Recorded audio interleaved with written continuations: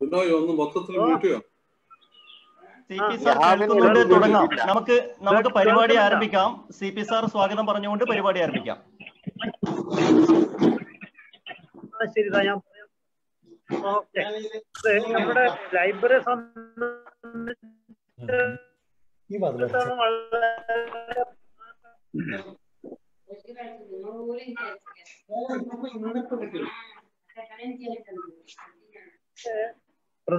രണ്ട് മൂന്ന് വളരെ പ്രധാന ലൈബ്രറിയുടെ 20 വയസ്സ് കഴിയും. തികച്ചും ഒരു നിറവിലാണ് നമ്മളുള്ളത്. അതോടൊപ്പം നമ്മൾ ഇന്നത്തെ ഈ രൂപത്തിൽ നമ്മളിവിടെ സംഘടിപ്പിച്ചിട്ടുള്ളത്.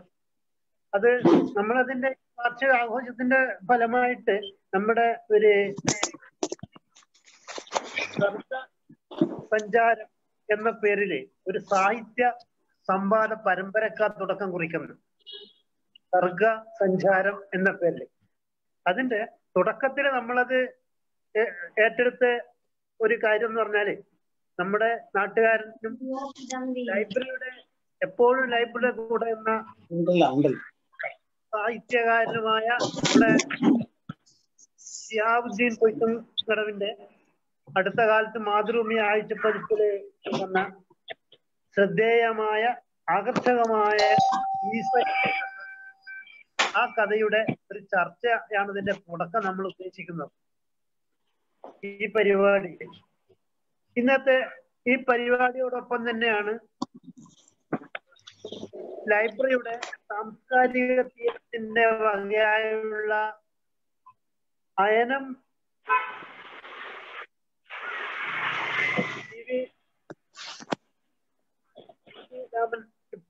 പേരിലുള്ള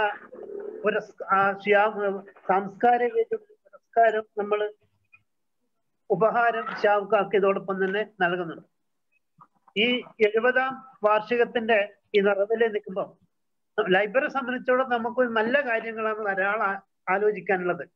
കഴിഞ്ഞൊരു വർഷമായിട്ട് നമ്മൾ കോവിഡിന്റെ ഒക്കെ പ്രയാസത്തിലാണെങ്കിലും ലൈബ്രറിയുടെ കൂടെ എല്ലായ്പ്പോഴും സജീവമായി രംഗത്തുണ്ടായ നമ്മുടെ വിദ്യാർത്ഥികള് കുട്ടികളൊക്കെ വേദി അത് 200 കുട്ടികൾ അപ്പോൾ ലൈബ്രറിക്ക് വേണ്ടി അവരുടെ സർഗാത്മക കാര്യങ്ങളുടെ വളർച്ചക്ക് മുന്നമനത്തിനും വേണ്ടി ലൈബ്രറി അതിന് നമ്മുടെ ലൈബ്രറിയനായ ബിനോയുടെ നേതൃത്വത്തിൽ നൽകപ്പെട്ടിട്ടുള്ള ആ പരിപാടികള് അഖിലേന്ത്യാ തലത്തിൽ തന്നെ ശ്രദ്ധേയമായിരുന്നു. കാരണം ഈ കോവിഡ് കാലത്ത് എല്ലാവരും വീട്ടിലിരിക്കുമ്പോ 200 കുട്ടികളെ സംഘടിപ്പിച്ച് അവരുടെ കഴിവുകളെ, അവരുടെ വാസനകളെ, അവരുടെ എഴുതാനുള്ള ഓർമ്മക്കുറിപ്പിലൂടെ അതോടൊപ്പം തന്നെ അവരുടെ നേട്ടങ്ങളെയും ഈ മറ്റ് ചർച്ചകള് സാമൂഹ്യ പ്രതിബദ്ധതയുള്ള ചർച്ചകളൊക്കെ സംഘടിപ്പിച്ച് കുട്ടികളെ ഒപ്പം നിർത്താൻ കഴിഞ്ഞു എന്നുള്ളത് നിലയിൽ എനിക്ക് ആദ്യമായി പറയാനുള്ളത് ഇതിന്റെ ഇന്നത്തെ ഈ ചർച്ച ഈസ എന്ന ഷാബുക്കാരുടെ ചർച്ചയെ കുറിച്ച്. ഈ പരിപാടി കഥാചർച്ച ഈ സാഹിത്യ സർഗസഞ്ചാരം എന്ന പേരിലുള്ള ഈ സാഹിത്യ സംവാദ പരമ്പരയ്ക്ക് തുടക്കം കുറിക്കുന്നത് അതിന്റെ ഈ ഷിഹാബുദ്ദീൻ പൊയ്ത്തുംകടവിന്റെ അവരുടെ ഈ ഉദ്ഘാടന കൂടിയാണ്. അദ്ദേഹത്തിന് നമ്മളെ ഈ പരിപാടിയുടെ ഈ ഉദ്ഘാടനം ചെയ്യുന്നതിന് ആദ്യമായി നമ്മുടെ ഷിഹാബുദ്ദീൻ പൊയ്ത്തുംകടവ് അവരുടെ ആദരപൂർവ്വം സ്വാഗതം ചെയ്യും. ഈ പരിപാടിക്ക് മോഡറേറ്ററായിട്ട് നമ്മുടെ കൂടെ ഉള്ളത് ഈ KT ബാബുരാജ് അവറുകളാണ്. ബാബുരാജ് നമ്മുടെ എപ്പോഴും നമ്മളെ ലൈബ്രറിന്റെ കൂടെ തന്നെയുള്ള ആളാണ്.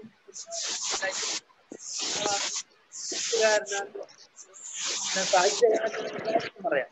അതുകൊണ്ട് ഇതിന്റെ ഈ മോഡറേറ്ററായി KT ബാബുരാജ് അവറുകളെയും ഞാൻ ആദ്യമായി സ്വാഗതം ചെയ്യുന്നു.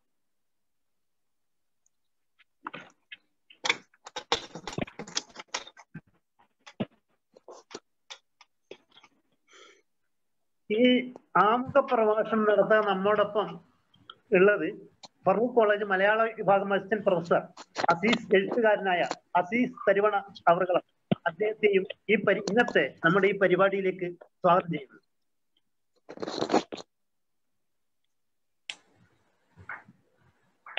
കൂടാതെ ഈ പരിപാടിയിൽ സംഭാഷണം നടത്തുന്നത്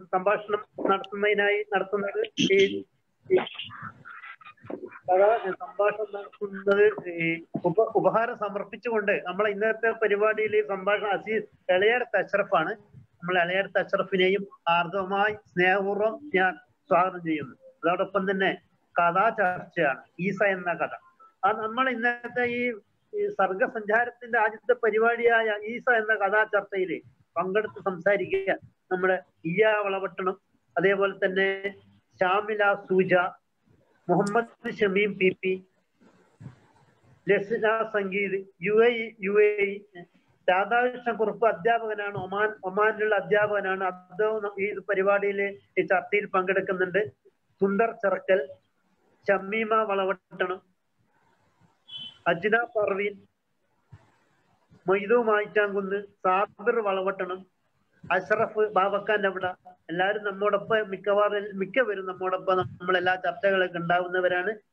ഇവരെല്ലാരും ഇന്നത്തെ ഈ നമ്മുടെ ലൈബ്രറിയുടെ ഈ ചർച്ചയില് ചർച്ചയ്ക്ക് വേണ്ടി ലൈബ്രറിക്ക് വേണ്ടിയും ഞാൻ സ്വാഗതം ചെയ്യുന്നു. ഇന്നത്തെ ഈ പരിപാടി അതോടൊപ്പം നമ്മൾ ഇന്ന് നടത്തപ്പെടുന്ന ഈ ഉപഹാരം അയനം CV ശ്രീരാമൻ അവാർഡ് ജേതാവായ ശ്രീ ഷിഹാബുദ്ദീൻ പൊയ്ത്തുംകടവിനുള്ള ഉപഹാര സമർപ്പണം. ആ സമർപ്പണത്തിനുള്ള പ്രഭാഷണം നടത്തുന്നത് എളയടത്ത് അഷ്റഫാണ്. എളയടത്ത് അഷ്റഫിനെയും ഞാൻ ഇതോടൊപ്പം തന്നെ സ്വാഗതം ചെയ്തുകൊണ്ട് ഈ മോഡറേറ്ററായി KT ബാബുരാജ് അവരുടെ ക്ഷണിക്കും.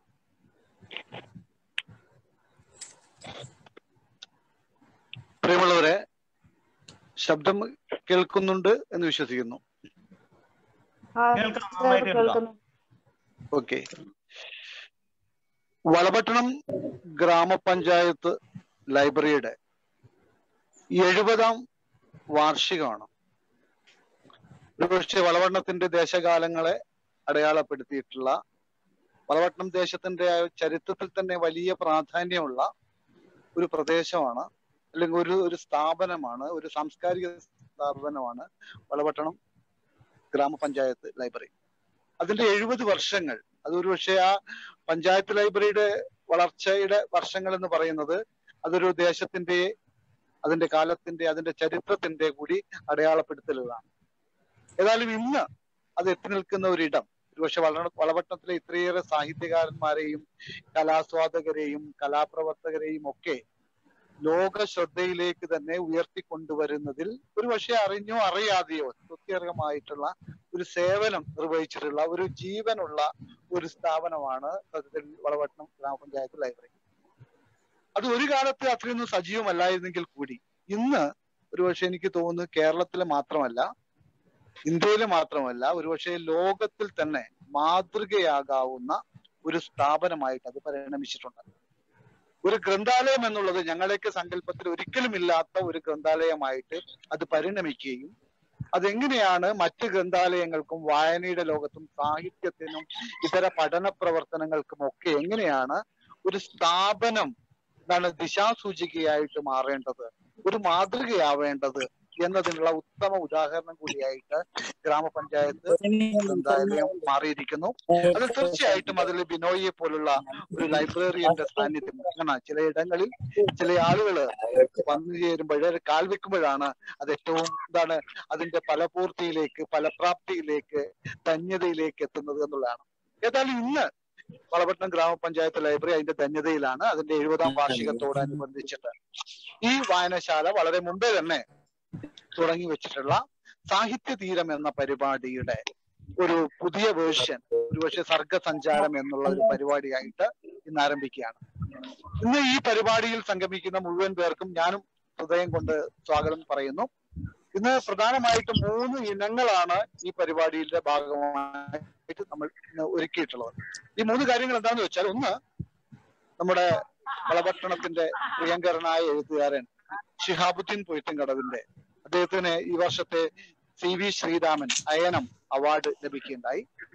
അതിന്റെ ഭാഗമായിട്ടുള്ള വായനശാലയുടെ ഗ്രന്ഥാലയത്തിന്റെ നമ്മുടെ നാടിന്റെ തന്നെ ഒരു ആദരം അദ്ദേഹത്തിന് സമർപ്പിക്കുക എന്നുള്ളതാണ്.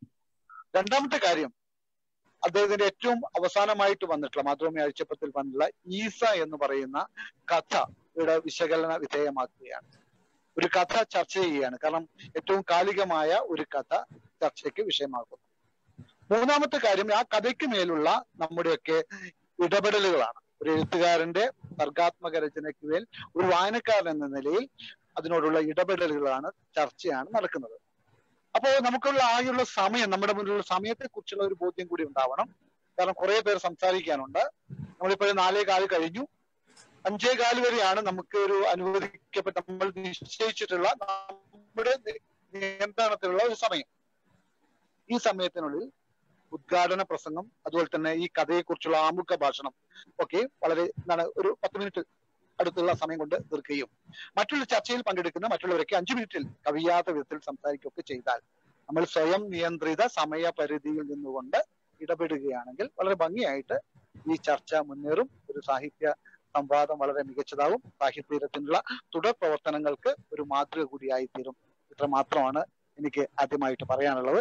പക്ഷേ ഈ പരിപാടിയുടെ ആദ്യമായിട്ട് തന്നെ ഞാൻ നമ്മുടെ ബഹുമാന്യനായിട്ടുള്ള എഴുത്തുകാരനായിട്ടുള്ള വളയവട്ടത്തിന്റെ സാംസ്കാരിക ചരിത്രത്തിൽ തന്നെ മറ്റൊരു അധ്യായം എഴുതി ചേർക്കുന്ന ആളുമായിട്ടുള്ള ഇളയടത്ത് അഷ്റഫ് കയെ, ഈ CV ശ്രീരാമൻ അയനം പുരസ്കാരം നേടിയിട്ടുള്ള ശിഹാബുദ്ദീനെ ആദരിക്കുന്നതിന് ക്ഷണിക്കുന്നതിന്റെ തൊട്ടു മുമ്പ് ഈ പരിപാടിയുടെ ഔപചാരികമായ ഉദ്ഘാടനത്തിന് വേണ്ടിയിട്ട് എന്റെ പ്രിയ സുഹൃത്തും മലയാളത്തിന്റെ പ്രിയങ്കരനായ എഴുത്തുകാരനുമായിട്ടുള്ള ശിഹാബുദ്ദീൻ പൊയ്ത്തുംകടവിനെ ക്ഷണിക്കുന്നു. അതിനുശേഷം ശിഹാബുദ്ദീനുള്ള ആദരം നമുക്ക് നൽകാം. ആദ്യമായിട്ട് ശിഹാബുദ്ദീൻ പൊയ്ത്തുംകടവിനെ ഉദ്ഘാടന പ്രസംഗത്തിനായിട്ട് ക്ഷണിക്കുകയാണ്.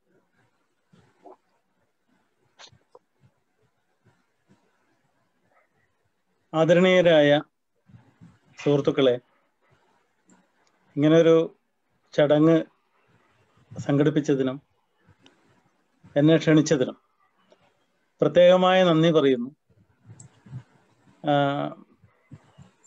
വളപട്ടണം ലൈബ്രറിയിൽ നിന്നാണ് എൻ്റെ വായന ആരംഭിക്കുന്നത്. എൻ്റെ എഴുത്ത് എന്ന് പറയുന്നത് അതിൻ്റെ ലോകം വികസിപ്പിക്കുന്നതിൽ വലിയ പങ്കാളിത്തം വഹിച്ച ആദ്യത്തെ ഒരു ലൈബ്രറിയാണത്. ആദ്യത്തെ ഒരു പുസ്തകശാലയാണത്. ആദ്യത്തെ വായനശാലയാണ്. അപ്പൊ അതുകൊണ്ട് തന്നെ എൻ്റെ ജീവിതത്തെ സംബന്ധിച്ചോളം ഏറ്റവും സുപ്രധാനമായ ഒരു സ്ഥാപനമാണ് വളപട്ടണം പഞ്ചായത്ത്, ഗ്രാമപഞ്ചായത്ത് ലൈബ്രറി എന്ന് പറയുന്നത്. ഇന്ന് അത് പഴയ അതിൻ്റെ ഒരുപാട് പരാധീനതകൾ ഒക്കെ മറികടന്ന് ഇന്ത്യയിൽ തന്നെ മാതൃകാപരമായി പ്രവർത്തിക്കുന്ന ഒരു ലൈബ്രറിയാക്കി അതിൻ്റെ അമരക്കാരനായ ബിനോയ് അത് മാറ്റിക്കഴിഞ്ഞു. നമുക്കൊക്കെ അറിയാവുന്ന കാര്യമാണ്. അത് ഒരു വലിയ മനുഷ്യന്റെ ഒരു തപസ്യ അതിന്റെ പിന്നിലുണ്ട്. അപ്പോൾ ഇന്നിപ്പം അങ്ങനെ എത്തി നിൽക്കുന്ന വളരെ അഭിമാനകരമായ ഒരു ലൈബ്രറിയുടെ പിന്നെ ആഭിമുഖ്യത്തിൽ ഇങ്ങനെ ഒരു പരിപാടി എത്തുകയും അതിൽ എന്നെ ക്ഷണിക്കുകയും ചെയ്യുന്നു എന്നത് വലിയ ഒരു ഭാഗ്യമായിട്ടും അനുഗ്രഹമായിട്ടും ഞാൻ കാണുന്നു. ഇതിന്റെ ചടങ്ങുകൾ തീർച്ചയായും ചില പ്രത്യേകത. ഇപ്പൊ ഒന്ന് ഈസ എന്ന് പറഞ്ഞ കഥ, അത് ഭാഗ്യവശാൽ അത് കുറച്ച് ആളുകളൊക്കെ ആകർഷിക്കുകയുണ്ടായിട്ടുണ്ട്. അത് തീർച്ചയായും പ്രവാസ സംബന്ധിയായ, നമ്മുടെ പൗരത്വ സംബന്ധിയായ ഇങ്ങനെ ഒട്ടേറെ വിഷയങ്ങളിലൂടെ കടന്നു പോകുന്നുണ്ട്. അത് ആളുകൾക്ക് കണക്ട് ചെയ്യാൻ പറ്റിയിട്ടുണ്ട്. ആദ്യമായിട്ടാണ് അത് ഒരു കഥ അച്ചടിച്ച് എനിക്ക് തിങ്കളാഴ്ചയാണ് അത് വന്നത്. അപ്പോഴേക്കും അതായത് ഒരു 4-5 ദിവസം കഴിയുമ്പോഴേക്ക് തന്നെ, അതായത് തിങ്കൾ, ചൊവ്വ, ബുധൻ, വ്യാഴം, വെള്ളി, ശനി ആകുമ്പോഴേക്കും അതേക്കുറിച്ചൊരു ചർച്ച സംഘടിപ്പിക്കുക എന്ന് പറയുന്നത് തന്നെ ഒരുപക്ഷെ സാഹിത്യ ചരിത്രത്തിൽ, മലയാളത്തിന്റെ സാഹിത്യ ചരിത്രത്തിൽ അപൂർവമായ ഒന്നായിരിക്കും എനിക്ക് തോന്നുന്നത്. മറ്റ് ചില വായനശാലകളും പല ലൈബ്രറികളും കൂട്ടായ്മകളൊക്കെ ഈസയെ കുറിച്ച് ചർച്ച വെച്ചിട്ടുണ്ട്. പുറത്തു നിന്നുള്ള, വിദേശത്തു നിന്നുള്ള ആളുകളും ബന്ധപ്പെട്ടിട്ടുണ്ട്. അപ്പോൾ പക്ഷേ നമ്മൾ വളപട്ടണത്തു നിന്നാണ് അത് ആരംഭിക്കുന്നത്. അപ്പോൾ ആ നിലക്ക് ഉള്ള എൻ്റെ സന്തോഷവും പിന്നെ സംതൃപ്തിയും ഒക്കെ ഞാൻ അറിയിക്കുകയാണ്.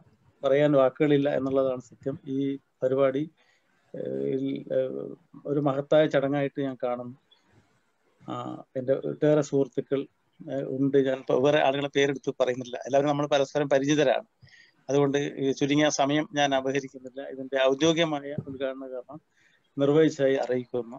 നന്ദി, നമസ്കാരം. സന്തോഷം ഷിയാബ്. തുടർന്ന് നമുക്ക് പ്രിയപ്പെട്ട നമ്മുടെ ദേശത്തിന്റെ കഥാകാരനെ ആദരിക്കുന്ന ഒരു ചടങ്ങാണ്.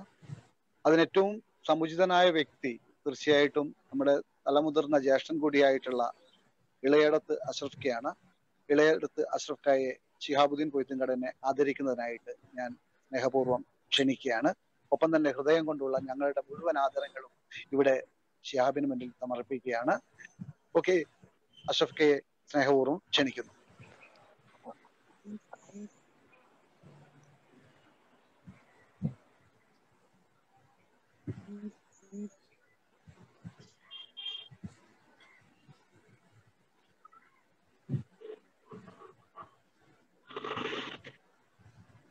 പ്രിയപ്പെട്ട സുഹൃത്തുക്കളെ, വളരെയധികം സന്തോഷം തുളുമ്പുന്ന ഒരു സന്ദർഭത്തിലാണ് ഞാനും നമ്മളൊക്കെ ഇന്നിവിടെ ഈ സൂം മീറ്റിങ്ങിൽ പങ്കുകൊള്ളുന്നത്. എന്നെ സംബന്ധിച്ചിടത്തോളം എൻ്റെ അനുജ സുഹൃത്ത് എന്ന് തന്നെ പറയാം. ലോകത്തിന്റെ നെറുകോളം വളർന്നു കഴിഞ്ഞ വളപട്ടണത്തുകാരനായ നമ്മുടെയൊക്കെ പ്രിയങ്കരനായ ശ്രീ ഷിഹാബുദ്ദീൻ പൊയ്ത്തുംകടവ്. അദ്ദേഹത്തെക്കുറിച്ച് വാക്കുകളില്ല പറയാൻ, കാരണം അത്രയധികം എനിക്ക് പറയാനുണ്ട്. പക്ഷെ അനുവദിക്കപ്പെട്ട സമയം വളരെ പരിമിതമാണ്. എന്നിരുന്നാലും ഈ വേളയിൽ അദ്ദേഹം വളപട്ടണം പഞ്ചായത്ത് ലൈബ്രറിയിൽ നിന്നും വളർന്നു വന്ന ഒരു എഴുത്തുകാരനാണ് എന്ന് സ്വയം പറഞ്ഞുകൊണ്ടുള്ള അദ്ദേഹത്തിന്റെ ആ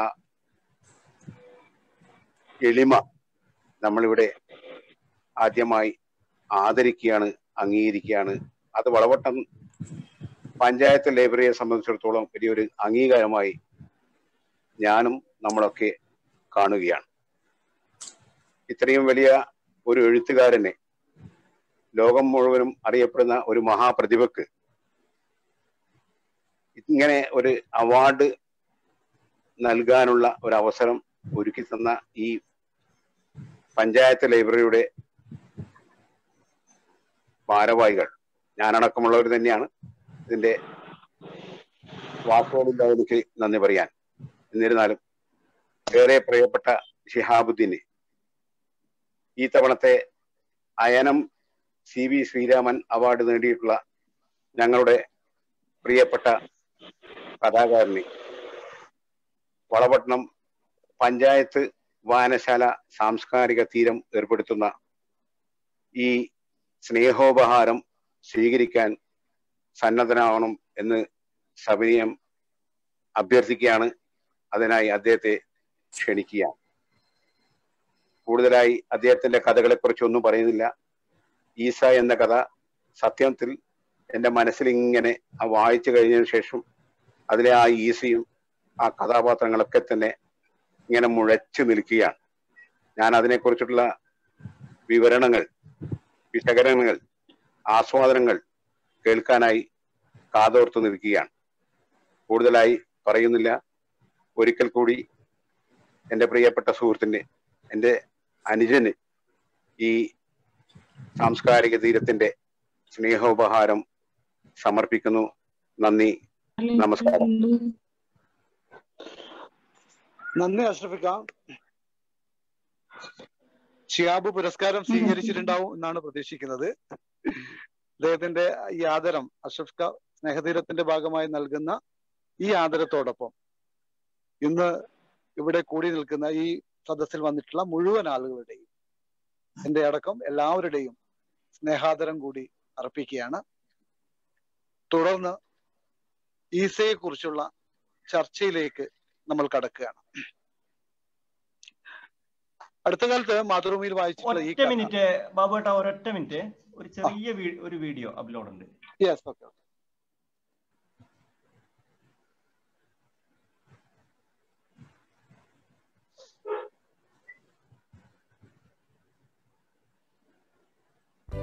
ഷിഹാബുദ്ദീൻ പൊയ്ത്തുംകടവ് മലയാള സാഹിത്യത്തിലെ മുൻനിര എഴുത്തുകാരനാണ്. കഥ, നോവൽ, കവിതകൾ, ലേഖനങ്ങൾ, അങ്ങനെ ഭാഷകൾക്കതീതമായി എഴുത്തിന്റെയും വായനക്കാരുടെയും ലോകത്തിലെ നിറഞ്ഞു നിൽക്കുന്ന വ്യക്തിത്വമാണ് അദ്ദേഹം. എന്നാൽ ഞങ്ങൾ വളവട്ടണത്തുകാർക്ക് ഷിഹാബ് ക വാക്കുകൾക്കതീതമായ ഒരു സ്വകാര്യ അഹങ്കാരമാണ്, അഭിമാനമാണ്. അദ്ദേഹത്തിന്റെ പുതുകഥകൾ ഞങ്ങൾക്ക് ആഘോഷമാണ്. 2019 അയനം CV ശ്രീരാമൻ അവാർഡ് നമ്മുടെ ഷിഹാബ് കക്ക് ലഭിച്ചപ്പോൾ അത് ഞങ്ങൾക്കുണ്ടാക്കിയ ആഹ്ലാദത്തിന് അതിരുകളില്ല. സാഹിത്യ അക്കാദമി പ്രസിഡന്റ് വൈശാഖൻ അവാർഡ് നൽകിക്കൊണ്ട് പറഞ്ഞ വാക്കുകൾ ഞങ്ങളുടെ വായനാനുഭവങ്ങൾ കൂടിയാണ്. ആ ശ്രീരാമന്റെ പേരിലാണ് സമകാലീന കഥാകൃത്തുക്കളിൽ വളരെ പ്രമുഖനായ ശ്രീ ഷിഹാബുദ്ദീൻ പൊയ്ത്തുംകടവിന് ഈ അവാർഡ് കൊടുക്കുന്നത്. ഒരു പാട്ടിന്റെ ദൂരം എന്ന കഥാസമാഹാരത്തിനാണ് അവാർഡ്. ഒരു പാട്ടിന്റെ ദൂരത്തിലെ കഥകൾ വളരെ സവിശേഷതയുള്ള കഥകളാണ്, വൈവിധ്യങ്ങളാണ്, പ്രമേയങ്ങളാണ് കഥകൾക്കുള്ളത്. മനുഷ്യ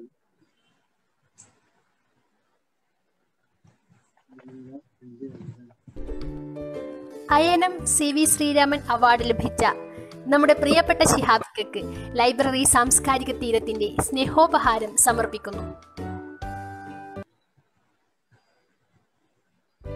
ഷിഹാബുദ്ദീൻ പൊയ്ത്തുംകടവ്.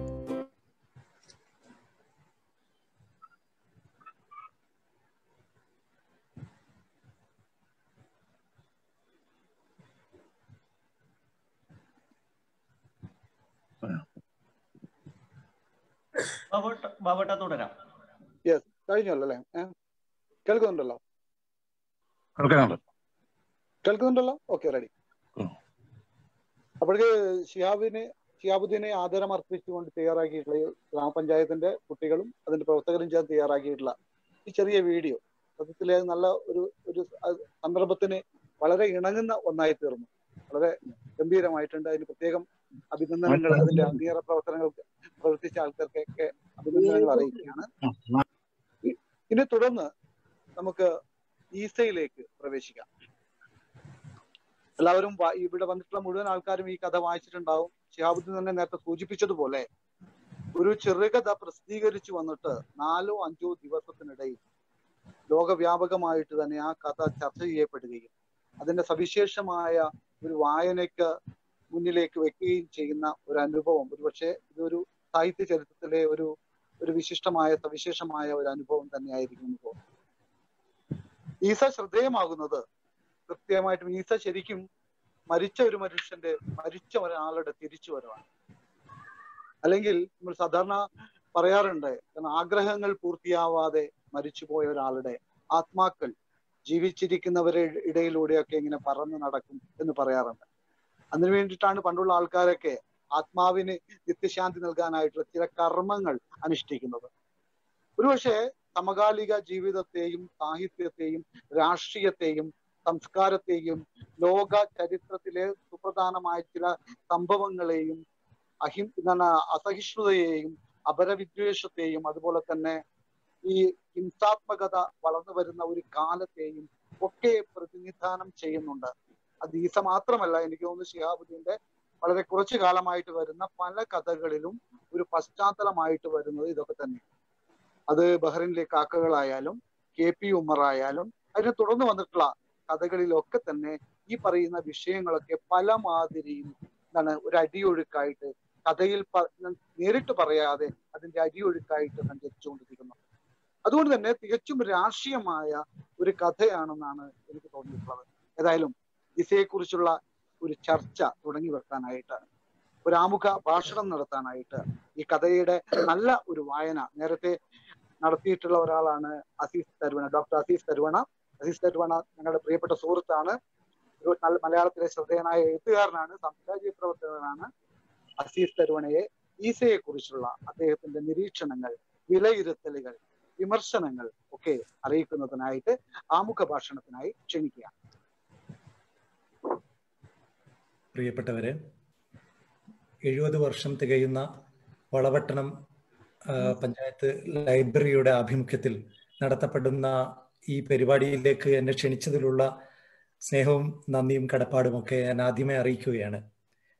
ഞാൻ ഇത്ര നേരവും ഈ പരിപാടിയിലുള്ള ഇതിനു മുമ്പുള്ള സംസാരങ്ങൾ ശ്രദ്ധിക്കുകയായിരുന്നു. വളരെ വ്യത്യസ്തമായ നമ്മുടെ ഈ കോവിഡ് കാലത്ത് ഒരുപക്ഷെ നമുക്ക് ചെയ്യാവുന്നതിൽ ഏറ്റവും ഭംഗിയായിട്ടാണ് നിങ്ങൾ പരിപാടി ഒരുക്കിയിരിക്കുന്നത്. വളപട്ടണം എന്നത് ഷിഹാബ് ഖയുടെ നാട് തന്നെയാണ്. ഷിഹാബ് ഖയുടെ മാത്രം നാടല്ല അത്. സുകുമാർ അഴീക്കോട് ആ ഒരു പ്രദേശത്തുകാരനാണ്. മലയാള സാഹിത്യവുമായി ബന്ധപ്പെട്ട് പറയുമ്പോൾ മലയാളത്തിലെ 1ാം തലമുറയിൽപ്പെട്ട വേങ്ങയിൽ കുഞ്ഞിരാമൻ നായനാരും ജീവിച്ചത് ഇതേ പ്രദേശത്താണ് എന്നെനിക്കറിയാം. അപ്പൊ ഈ രീതിയിൽ ഒട്ടേറെ പ്രതിഭകൾക്ക് ജന്മം നൽകിയ, ഒരുപക്ഷെ ആ കണ്ണിയിൽ ഏറ്റവും ഒടുവിൽ ഏറ്റവും ശ്രദ്ധേയനായി തീർന്ന ഷിഹാബ് ഖ ജനിച്ചു വളർന്ന പ്രദേശം കൂടിയാണിത്. ഇപ്പോ നേരത്തെ ഷിഹാബുദ്ദീൻ സംസാരിക്കുമ്പോൾ ഒരു കാര്യം പറഞ്ഞു, വായനയുടെ തുടക്കം ഈ ഒരു ലൈബ്രറിയിൽ നിന്നായിരുന്നു എന്ന്. അങ്ങനെയുള്ള ഒരു ലൈബ്രറി സംഘടിപ്പിക്കുന്ന ഒരു പരിപാടിയിൽ പങ്കെടുക്കുക എന്നത് ഞാൻ വലിയൊരു അംഗീകാരമായി കാണുകയാണ്. മറ്റൊരു കാര്യം, ഇവിടെ സമ്മാന വിതരണം അടക്കം നടന്ന്, ഈ ഉപഹാര സമർപ്പണം അടക്കം നടന്നു കഴിഞ്ഞു. നമ്മുടെ ഈ വെർച്വൽ വേൾഡിൽ നമുക്ക് പലതും സാധ്യമാണ് എന്ന് ഇത് തെളിയിച്ചിരിക്കുകയാണ്.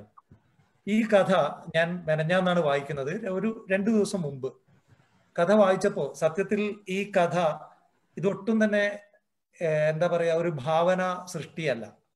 അങ്ങനെ വിശ്വസിക്കാൻ ഞാൻ ഇഷ്ടപ്പെടുന്നില്ല. മറിച്ച് പ്രവാസം അനുഭവിച്ച ഏതൊരാൾക്കും വളരെ പരിചിതമായ ഒരു കഥയുടെ ഭൂമികയാണ് ഇതിൽ ആവിഷ്കരിച്ചിരിക്കുന്നത്. ഷിഹാബ് ഖ ഇതിൽ പറയുന്ന ഓരോ കാര്യവും പലതുമായിട്ടും കണക്ട് ചെയ്തുകൊണ്ടാണ് വായനക്കാരെല്ലാം തന്നെ കണ്ടിട്ടുള്ളത്. ഞാനും ആ രീതിയിലാണ് ഈ കഥയെ കാണാൻ ആഗ്രഹിക്കുന്നത്. അതുകൊണ്ട് കഥയിലേക്ക് പ്രവേശിക്കുന്നതിന് മുമ്പ് ഒരു അനുഭവം പറഞ്ഞുകൊണ്ട് തുടങ്ങാമെന്ന് കരുതുന്നു. 2010 UAE ഒരു 15 ദിവസം പോകാൻ എനിക്ക് അവസരം കിട്ടിയിട്ടുണ്ട്. അവിടെ ചില സാഹിത്യ പരിപാടികളിലും മറ്റും പങ്കെടുക്കുന്നതിന് വേണ്ടി. ആ സമയത്ത് എൻ്റെ ഭാര്യയുടെ അനിയത്തിയുടെ ഭർത്താവ് അവിടെ ജോലി ചെയ്യുന്നുണ്ട്. അവരൊക്കെ തന്നെ ജോലി ചെയ്യുന്നത് നമുക്കറിയാം, ഗൾഫിൽ 3 തട്ടിലുള്ള ജോലിക്കാരുണ്ട്. ഇതിനെക്കുറിച്ച് മുമ്പ് ഷിഹാബുദ്ദീൻ എഴുതിയിട്ടുണ്ട്. നമ്മൾ ജാതി വ്യവസ്ഥയുടെ തട്ട് പറയുന്നത് പോലെ ലക്ഷങ്ങൾ സാലറി വാങ്ങുന്ന ഒരു നിരയുണ്ട്. അതേപോലെ തന്നെ അതിന്റെ ചുവടെയുള്ള ഒരു ഇടത്തട്ടുണ്ട്. അതേപോലെ തന്നെ ഏറ്റവും അടിത്തട്ടിലുള്ള ആളുകളുമുണ്ട്. നമ്മുടെ ഈ കഥയിൽ കടന്നു വരുന്ന ഈസ ആ രീതിയിലുള്ള ഏറ്റവും അടിത്തട്ടിൽ ജോലി ചെയ്ത് ജീവിച്ച ഒരാൾ കൂടിയാണ്. ഞാൻ കഥയിലേക്ക് പിന്നീട് പ്രവേശിക്കാം. അപ്പൊ അന്ന് ഞാൻ മുസഫയിലുള്ള ഒരു വില്ലയിൽ ഏതാനും മണിക്കൂറുകൾ ചെലവഴിച്ചിട്ടുണ്ട്. ഞാൻ അവിടെ താമസിച്ചിട്ടില്ല. പക്ഷെ ആ ഒരു റൂം ഞാൻ ഇന്നും ഓർക്കുന്നുണ്ട്. ആ വീട്ടിൽ 40 പേരാണ് അന്നുണ്ടായിരുന്നത്. ഒരു മുറിയിൽ ഞാൻ നല്ല ചൂടുകാലമായതുകൊണ്ട് അവിടുത്തെ ഒരു റൂമിലേക്ക് കയറിയപ്പോ ആ റൂമിലുള്ള ഒരു അവസ്ഥ, 2 ഷിഫ്റ്റ് ആയിട്ടാണ് ആളുകൾ താമസിക്കുന്നത്. രാത്രി ഉറങ്ങുന്നവരുണ്ട്, പകൽ ഉറങ്ങുന്ന 2 ആളുകളും ഉണ്ട്. അപ്പോ രാത്രി ജോലി ചെയ്യുന്ന ആളുകൾ പകൽ ഉറങ്ങുന്നു, പകൽ ഉറങ്ങുന്നവർ രാത്രി ഉറങ്ങുന്നു. അവിടെ ഒരുപാട് നിയമങ്ങളുണ്ട്. ഒന്ന്, ലൈറ്റ് ഇടാൻ പാടില്ല, കാരണം ഉറങ്ങുന്ന ആളുകൾ ഉണ്ടാവും. ഉറക്കെ സംസാരിക്കാൻ പാടില്ല. ഇങ്ങനെ ഒരുപാട് നിയമങ്ങൾ അവിടെ നിലനിൽക്കുന്നുണ്ട്. ഇത് അവർക്കറിയാം പാലിക്കണമെന്ന്. കാരണം അതിനെ ഡിസ്റ്റർബ് ചെയ്യുമ്പോൾ അവിടെയുള്ള ആളുകൾ കുപിതരാകുന്നത് ഞാൻ കണ്ടിട്ടുണ്ട്. അപ്പൊ ഇതൊരു റിയാലിറ്റിയാണ്. ആ റിയാലിറ്റി ഷിഹാബ് ഖ കുറച്ചു കാലം പ്രവാസിയായ ഒരാൾ കൂടിയാണ്, കുറച്ചധികം കാലം തന്നെ. അതുകൊണ്ട് ഷിഹാബ് ഖ ഇത് കണ്ടിട്ടുണ്ടാകണം എന്ന് ഞാൻ വിശ്വസിക്കുന്നു. അല്ലെങ്കിൽ അനുഭവിച്ച ഒരാൾ കൂടിയാവാനുള്ള സാധ്യതയും തള്ളിക്കളയാനാവില്ല. ഷിഹാബ് ഖ ഇതിൽ പറയുന്ന ഈസ കിടക്കുന്ന റൂമിനെ കുറിച്ച് പറയുമ്പോൾ പറയുന്നുണ്ട്, 3ാം തട്ടിൽ കിടക്കുമ്പോൾ ഫാൻ തട്ടാതിരിക്കുന്നതിനെ കുറിച്ച്. ഇത് നമ്മൾ അവിടെ കാണുന്നൊരു കാര്യമാണ്. കട്ടിൽ 3 തട്ടായിട്ടുള്ള കട്ടിലുകൾ, 4 തട്ടുള്ള കട്ടിലുണ്ട് എന്ന് ഞാൻ കേട്ടിട്ടുണ്ട്. ആ ഒരു ജീവിതം കാണാൻ എനിക്ക് പറ്റിയിട്ടുണ്ട്. മറ്റൊന്ന്, അവിടുത്തെ ഒരു ലേബർ ക്യാമ്പ് കാണാൻ പോയപ്പോ ആയിരക്കണക്കിന് തൊഴിലാളികൾ താമസിക്കുന്ന ആ ലേബർ ക്യാമ്പിൽ എന്താ പറയാ, ടോയ്ലറ്റിൽ പോവാൻ ആളുകൾ ക്യൂ നിൽക്കുന്നതിനെ കുറിച്ച് ഞാൻ കേട്ടിട്ടുണ്ട്. അതേപോലെ ചില കാഴ്ചകളും ഞാൻ കണ്ടിട്ടുണ്ട്. നമ്മുടെ നാട്ടിൽ ഇവിടെ എന്താ പറയാ കിട്ടുന്ന ശമ്പളത്തെക്കാൾ എന്ന് പറഞ്ഞാൽ 10,000വും അന്ന് ഞാൻ പറയുന്നത് 2010 കാര്യമാണ്. 10,000 രൂപക്കൊക്കെ ജോലി ചെയ്യുന്ന ആളുകൾ അവിടെയുണ്ട്. പക്ഷേ അവര് ഇത്രത്തോളം തിങ്ങി നിറഞ്ഞ് ജീവിക്കുമ്പോഴും അവരുടെ ഇടയിൽ ഒരു ഐക്യം നമുക്ക് കാണാൻ പറ്റുന്നുണ്ട്. നമുക്ക് ഈ കഥയിലേക്ക് വരാം. ഞാൻ ആ അനുഭവത്തിലൂടെ പോകുമ്പോൾ ഇവിടെ ബാബുരാജ് സൂചിപ്പിച്ചു സമയത്തിന്റെ പരിമിതിയെ കുറിച്ച്. ഞാൻ കുറച്ച് സ്പീഡിൽ പറഞ്ഞു പോകുന്നത് കൂടുതൽ പറയാനുള്ളത് കൊണ്ട് കൂടിയാണ്. ബാബുരാജിനെ ഞാൻ വർഷങ്ങൾക്ക് ശേഷമാണ് ഇങ്ങനെ കാണുന്നത്. ബാബുരാജ് BEd പഠിച്ചത് മാനന്തവാടിക്കടുത്തുള്ള തോണിച്ചാൽ BEd സെന്ററിലായിരുന്നു. ഞാൻ എന്റെ ഓർമ്മ ശരിയാണെങ്കിൽ 90കളിൽ. അപ്പോ അക്കാലത്ത് ഞാൻ ബാബുരാജിനെ കണ്ടിട്ടുണ്ട്. അതിനുശേഷം വളരെ കുറച്ച് മാത്രമേ ബാബുരാജിനെ കണ്ടിട്ടുള്ളൂ. ഏതായാലും ബാബുരാജിനെ അടക്കം സുന്ദർ സിറക്കലൊക്കെ ഇതിലുണ്ട് എന്ന് ഞാൻ മനസ്സിലാക്കുന്നു. അവരെയൊക്കെ കാണാൻ കഴിഞ്ഞതിലുള്ള ഒരു സന്തോഷം ഞാൻ ആദ്യമേ അറിയിക്കുകയാണ്. ഇവിടെ സൂചിപ്പിച്ചതുപോലെ ഈ കഥ നമുക്ക് പല തലങ്ങളിൽ വായിക്കുവാൻ സാധിക്കും. അതിലൊന്ന് പ്രവാസത്തിന്റെ പ്രശ്നങ്ങൾ തന്നെയാണ്. രണ്ടാമത്തത് പൗരത്വത്തിന്റെ പ്രശ്നമാണ്, പൗരത്വ നിഷേധത്തിന്റെ പ്രശ്നമാണ്. അതിനെല്ലാം അപ്പുറം പറയേണ്ടത് സമീപകാലത്ത് ഷിഹാബ് ഖ എഴുതിയിട്ടുള്ള പല കഥകളിലും, സമീപകാലത്തല്ല ഷിഹാബ് ഖയുടെ ഒട്ടുമിക്ക കഥകളിലും നമുക്ക് ചില കഥകളെ ചില സബ്ജക്റ്റ് വെച്ച് തിരിക്കാൻ പറ്റുമെങ്കിൽ അതിൽ ഞാൻ കാണുന്ന ഒരു പ്രധാന വിഷയം ഷിഹാബ് ഖ ആവിഷ്കരിച്ചിട്ടുള്ളത് ഒന്ന് ആത്മീയത നഷ്ടപ്പെടുന്ന മതങ്ങളെക്കുറിച്ച്, അതിന്റെ അനുയായികളെക്കുറിച്ച്, പൗരോഹിത്യം അടക്കമുള്ള പ്രശ്നങ്ങൾ ഷിഹാബ് ഖ പല കഥകളിലും ആവിഷ്കരിച്ചിട്ടുണ്ട്. മറ്റൊന്ന് അരാഷ്ട്രീയവൽക്കരിക്കപ്പെടുന്ന രാഷ്ട്രീയമാണ് ഷിഹാബ് ഖ പറയുന്ന മറ്റൊരു പ്രശ്നം. ഇതിലും MLA അതിന്റെ പ്രതിനിധാനമായിട്ട് കടന്നു വരുന്നുണ്ട്. ഞാൻ ആദ്യം പറഞ്ഞ ആത്മീയതയുടെ ഒരു പിന്നെന്താ പറയാ ആത്മീയത നഷ്ടപ്പെട്ട ചൂഷണം ചെയ്യുന്ന പൗരോഹിത്യത്തിന്റെ ഒരു പ്രതിനിധിയായി കടന്നു വരുന്ന ഖത്തീബ് ഇതിലുണ്ട്. കുഞ്ഞാലിക്കുട്ടി ഉസ്താദ് എന്ന പേരിൽ പറയുന്നത് കടന്നു വരുന്നുണ്ട്. അതേപോലെ തന്നെ ഷിഹാബ് ഖ പ്രഭാഷണങ്ങളിലും എഴുത്തിലും ഒക്കെ പറയുന്നൊരു വിഷയമാണ് എന്താ പറയാ നമുക്കൊരു വ്യൂവും തരാത്ത മാധ്യമങ്ങളെ കുറിച്ച്. അതും ഇതിൽ പറയുന്നുണ്ട്. 1-2 സന്ദർഭങ്ങളിൽ അത് സൂചിപ്പിക്കുന്നുണ്ട്. എങ്ങനെ വാർത്തയിൽ ശ്രദ്ധ തിരിച്ചുവിടാം എന്നതിനെ ഈ കഥയിൽ സൂചിപ്പിക്കുന്നുണ്ട്. അപ്പോ അടിസ്ഥാനപരമായി ഈ കഥ മുമ്പോട്ട് വെക്കുന്നത് 2 പ്രശ്നം തന്നെയാണ്. ഇതിന്റെ സൗന്ദര്യപരമായ വിഷയങ്ങൾ മറ്റു പലതും ഉണ്ട്. അതൊക്കെ നമുക്ക് ഞാൻ അതിനേക്കാൾ ഇതിൽ ഇമ്പോർട്ടന്റ് ആയി കാണുന്നത് പ്രവാസത്തിന്റെ ഒരു പ്രശ്നം തന്നെയാണ്. ഇതിൽ കഥ തുടങ്ങുന്നത് തന്നെ നോക്കുക. മനപ്പറമ്പ് ഗ്രാമത്തിലേക്ക് തിരിയുന്ന ജംഗ്ഷനിൽ ഇരമ്പി എത്തിയ പോലീസ് ജീപ്പ് സഡൻ ബ്രേക്ക് ഇട്ട് ഒന്ന് നിൽക്കുകയാണ് ആദ്യം ചെയ്യുന്നത്. മനപ്പറമ്പ് എന്നാണ് സ്ഥലത്തിന് പേര് കൊടുത്തിരിക്കുന്നത്. ഓരോന്നും വളരെ സൂക്ഷ്മമായിട്ടാണ് കഥാകൃത്ത് ഇതിൽ ഉപയോഗിച്ചിരിക്കുന്നത്. സ്ഥലത്തിന്റെ പേര് നോക്കുക, മനപ്പറമ്പ് എന്നാ പറയുന്നത്. അത് ഒരുപാട് സ്വപ്നങ്ങൾ കുഴിച്ചു മൂടപ്പെട്ട നമ്മുടെ ഈസയെ പോലുള്ള ഒട്ടേറെ കഥാപാത്രങ്ങളുടെ ഒരു മനപ്പറമ്പ് കൂടിയാണ് ആ ഒരു പ്രദേശം എന്ന് നമുക്കറിയാം. ഇതില് തുടക്കത്തിൽ തന്നെ ആ പോലീസുകാരൻ ചോദിക്കുന്നത് കീലത്ത് തർവി ഹസൻ എന്ന സ്വാതന്ത്ര്യ സമര സേനാനിയുടെ വീടാണ്. അദ്ദേഹത്തിന്റെ വീട് എന്ന് പറയുമ്പോൾ ഈ കഥയിൽ ആവിഷ്കരിക്കുന്ന ഈസയുടെ വീട് തന്നെയാണ്. കാരണം ഈസയുടെ പിതാവാണ് ഈ സ്വാതന്ത്ര്യ സമര സേനാനി. ഇതിനൊക്കെ തന്നെ വളരെ ഇമ്പോർട്ടന്റ് ഉണ്ട്. ഞാൻ വെറുതെ ഷിഹാബ് ഖ ഒരു സ്വാതന്ത്ര്യ സമര സേനാനി എന്ന് എഴുതി ചേർത്തതാണെന്ന് ഞാൻ വിശ്വസിക്കുന്നില്ല. മറിച്ച് ഇതിൽ വരുന്ന പൗരത്വത്തിന്റെ പ്രശ്നം അവിടെ നമുക്ക് അതിനെ കണക്ട് ചെയ്യാൻ പറ്റുന്നുണ്ട്. പക്ഷെ അത് കഴിഞ്ഞ് ഫ്രീക്കന്മാരായ ആ പയ്യന്മാരോട് ഇദ്ദേഹത്തിന്റെ വീട് ചോദിക്കുമ്പോൾ അവർക്ക് ആകെ ഓർമ്മയിൽ വരുന്നത് സ്വാതന്ത്ര്യ സമരം എന്നൊക്കെ എവിടെയോ അവർ പരീക്ഷയ്ക്ക് എഴുതിയ ഒരു കാര്യം മാത്രമാണ്. അത്രമേൽ അരാഷ്ട്രീയവൽക്കരിക്കപ്പെട്ട ഒരു പുതുതലമുറയെ കുറിച്ചുള്ള ഒരു സൂചന തുടക്കത്തിലെ ഈ കഥയിൽ നമ്മൾ കാണുന്നുണ്ട്. അപ്പോ അവിടുന്ന് അതുകൊണ്ട് പൗരത്വ വിഷയവുമായി ബന്ധപ്പെട്ട അവിടെ നമുക്ക് ഈ സ്വാതന്ത്ര്യ സമര സേനാനിയെ വായിക്കാം. 2 നമ്മുടെ എന്താ പറയാ ഈ കഥയിൽ സവിശേഷമായിട്ട് അടയാളപ്പെടുത്തുന്ന ഒരു പാരമ്പര്യം ഉണ്ട്. അത് നീണ്ടകാലത്തെ പാരമ്പര്യമുള്ള സ്വാതന്ത്ര്യ സമരത്തിലൊക്കെ പങ്കെടുത്ത ഒരാളുടെ കുട്ടിയാണ് ഈസ. ആ കുട്ടിയാണ് പ്രവാസം അനുഭവിക്കുന്നത്. പ്രവാസം എന്ന് പറയുമ്പോൾ 40 വർഷത്തോളം പ്രവാസിയാവുന്നുണ്ട് എന്ന് കഥയിൽ സൂചിപ്പിക്കുന്നു. 60 വയസ്സ് ആയ കഥാപാത്രമാണ്. പക്ഷെ അദ്ദേഹത്തിന് വലിയ സ്വപ്നങ്ങൾ ഉണ്ടായിരുന്നു. ഞാൻ നേരത്തെ സൂചിപ്പിച്ച ഒരു സംഭവത്തിന്റെ തുടർച്ചയായി ഒരു സംഭവം കൂടി പറയാൻ ആഗ്രഹിക്കുകയാണ്. ഞാൻ അന്ന് മുസഫയിലെ ആ വില്ലയിൽ എന്താ പറയാ 10-20 പേര് താമസിക്കുന്ന ആ റൂമിൽ ഒരു പ്രായമുള്ള ഒരാളെ കണ്ട ഞാൻ ഓർക്കുകയാണ്. ഞാൻ ഈസയെ അവിടെയാണ് കണക്ട് ചെയ്യുന്നത്. അദ്ദേഹം എന്നോട് പറഞ്ഞ 1-2 കാര്യങ്ങൾ. അദ്ദേഹം എന്നോട് പറഞ്ഞത് ഞാൻ 30 വർഷമായി ഇവിടെ ജോലി ചെയ്യുന്നു എന്നാണ്. അപ്പൊ ഞാൻ ചോദിച്ചു എന്തൊക്കെയായിരുന്നു അവസ്ഥ നാട്ടിൽ എന്ന്. അപ്പൊ അദ്ദേഹം പറഞ്ഞത് ഒന്ന്, ഒരു വീടുണ്ടാക്കണം എന്ന സ്വപ്നത്തോടു കൂടിയാണ് ഞാൻ ഇങ്ങോട്ട് വന്നത്. 2, മകളെ കെട്ടിക്കണം. ഈ 2 സ്വപ്നങ്ങളായിരുന്നു. ഞാൻ ചോദിച്ചു 2 കാര്യങ്ങൾ നടന്നോ? അപ്പൊ പറഞ്ഞു വീട് കെട്ടിയിട്ടുണ്ട്, 3000 സ്ക്വയർ ഫീറ്റ് ഉള്ള ഒരു വീട് എനിക്ക് നാട്ടിലുണ്ട്. എന്റെ മകളെ കല്യാണം കഴിപ്പിച്ചു. മകളുടെ കല്യാണം, അന്ന് കെട്ടിക്കാൻ ആഗ്രഹിച്ച കുട്ടിയുടെ കല്യാണം നടത്താൻ അടുത്ത് തന്നെ ആവാൻ പോവാണ്. അതും കൂടി കഴിഞ്ഞിട്ട് തിരിച്ചു പോകാം എന്നാണ് ഞാൻ ഉദ്ദേശിക്കുന്നത് എന്ന് അദ്ദേഹം പറഞ്ഞത് ഞാൻ ഓർക്കുകയാണ്. ഞാൻ ഇത് വെച്ചുകൊണ്ട് മുമ്പ് ഒരു ചന്ദ്രിക വീക്കിലിയിൽ ഒരു ലേഖനം ചെയ്തിരുന്നു. ചീറിപ്പായുന്ന ഗൾഫിലെ ചൂടും ചീറിപ്പായുന്ന ബൈക്കും എന്നൊരു ലേഖനം. കാരണം ഇങ്ങനെ ജീവിക്കുന്ന ആളുകളുടെ ഗൾഫിൽ, എന്നിട്ട് അദ്ദേഹം പറഞ്ഞൊരു വാചകമുണ്ട്, നാട്ടിൽ 3000 സ്ക്വയർ ഫീറ്റ് ഉള്ള ഒരു വീട് എനിക്കുണ്ട്, പക്ഷെ ഞാൻ വർഷങ്ങളായിട്ട് താമസിക്കുന്ന മോനെ ഈ ഒരു മൂലയിലാണ് എന്ന് പറഞ്ഞുകൊണ്ട് ആ 3 കട്ടിലിന്റെ ഏറ്റവും അടിയിലുള്ള കട്ടിൽ എനിക്ക് കാണിച്ചു തന്നത് ഞാൻ ഓർക്കുകയാണ്. ഞാൻ ഈസയെ അവിടെയാണ് കണക്ട് ചെയ്യാൻ ആഗ്രഹിക്കുന്നത്. അപ്പോ ഇത്തരത്തിലുള്ള നിരവധി കഥാപാത്രങ്ങൾ, പ്രവാസികളായ ആളുകൾക്ക് ഇത് പെട്ടെന്ന് മനസ്സിലാകും. അതുകൊണ്ട് ഒട്ടും ഒരു ഭാവനാ സൃഷ്ടിയല്ല ഇത്. ഒരു ഈസ അല്ല, അനേകം ഈസമാരാണ് നമ്മുടെ പ്രവാസികൾ എന്ന് നാം തിരിച്ചറിയേണ്ടതുണ്ട്. അപ്പോ അങ്ങനെയുള്ള ഈസ, അദ്ദേഹത്തിന് ഒരുപാട് സ്വപ്നങ്ങളുണ്ട്, നാട്ടിൽ പലതും ചെയ്യാനുള്ള ആഗ്രഹങ്ങളുണ്ട്.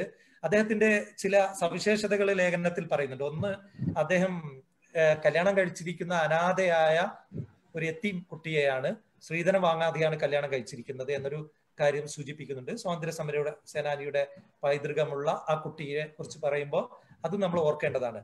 പക്ഷെ കോവിഡ് പിടിപെട്ടാണ് മരണപ്പെടുന്നത്. കോവിഡ് എന്ന നമ്മൾ ഇന്ന് അനുഭവിക്കുന്ന വലിയ ഈ മഹാമാരി ഈ കഥയിലേക്ക് കടന്നു വരുന്നുണ്ട് എന്നൊരു സവിശേഷത കൂടി ഈ കഥക്കുണ്ട്. അത് വളരെ ഇമ്പോർട്ടന്റ് ആയ ഒരു കാര്യമായിട്ടാണ് ഞാൻ കാണുന്നത്. നമ്മുടെ കാലഘട്ടത്തെ അടയാളപ്പെടുത്തുകയാണ് തീർച്ചയായിട്ടും മറ്റൊരർത്ഥത്തിൽ അദ്ദേഹം ഈ കഥയിലൂടെ ചെയ്യുന്നത്. സമയമാവുമ്പോ സൂചിപ്പിക്കണം കേട്ടോ.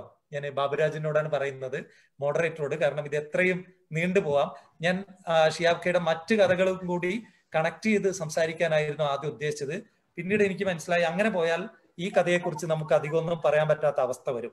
അപ്പോ നോക്കുക, അദ്ദേഹം ഒരുപാട് സ്വപ്നങ്ങളുള്ള വ്യക്തിയായിരുന്നു ഈസ. ആ സ്വപ്നങ്ങളെ എല്ലാം തന്നെയാണ് അവിടെ അദ്ദേഹം മരണപ്പെടുന്നതോടുകൂടി. നേരത്തെ ബാബുരാജ് സൂചിപ്പിച്ചതുപോലെ പല കമ്മ്യൂണിറ്റികളിലുമുള്ള ഒരു വിശ്വാസമാണത്. മരിച്ചവരെ സുന്ദരമായി അടക്കിയില്ലെങ്കിൽ, അവരുടെ സ്വപ്നങ്ങൾ സാക്ഷാത്കരിക്കപ്പെട്ടിട്ടില്ലെങ്കിൽ അവർ പ്രേതങ്ങളായി നമ്മെ വീണ്ടും പിന്തുടർന്നുകൊണ്ടേയിരിക്കും എന്നൊക്കെയുള്ള വിശ്വാസങ്ങൾ. അപ്പോ അദ്ദേഹം സഫലീകരിക്കാത്ത ആഗ്രഹങ്ങളുടെ ഒരു മൂർത്തി രൂപമാണ് സത്യത്തിൽ അവിടെ വന്ന് അവരെ അലട്ടിക്കൊണ്ടേയിരിക്കുന്നത്. അവിടെയും ഒരു കാര്യം പറയുന്നുണ്ട്. അദ്ദേഹത്തിന്റെ ഈസയുടെ മകളുടെ ഭർത്താവ് കാസിം പറയുന്നത് അദ്ദേഹത്തെ ഇവിടെ കാണുകയാണ്, മരിച്ചുപോയ ഈസയെ കാണുകയാണ്. അവിടെ ഞാൻ ആ പേരിനൊരു പ്രസക്തി കാണുന്നുണ്ട്. ഇപ്പോ മുസ്ലിം വിശ്വാസം അനുസരിച്ച്, ക്രൈസ്തവ വിശ്വാസത്തിലും അതുണ്ട് എന്നാണ് ഞാൻ കരുതുന്നത്.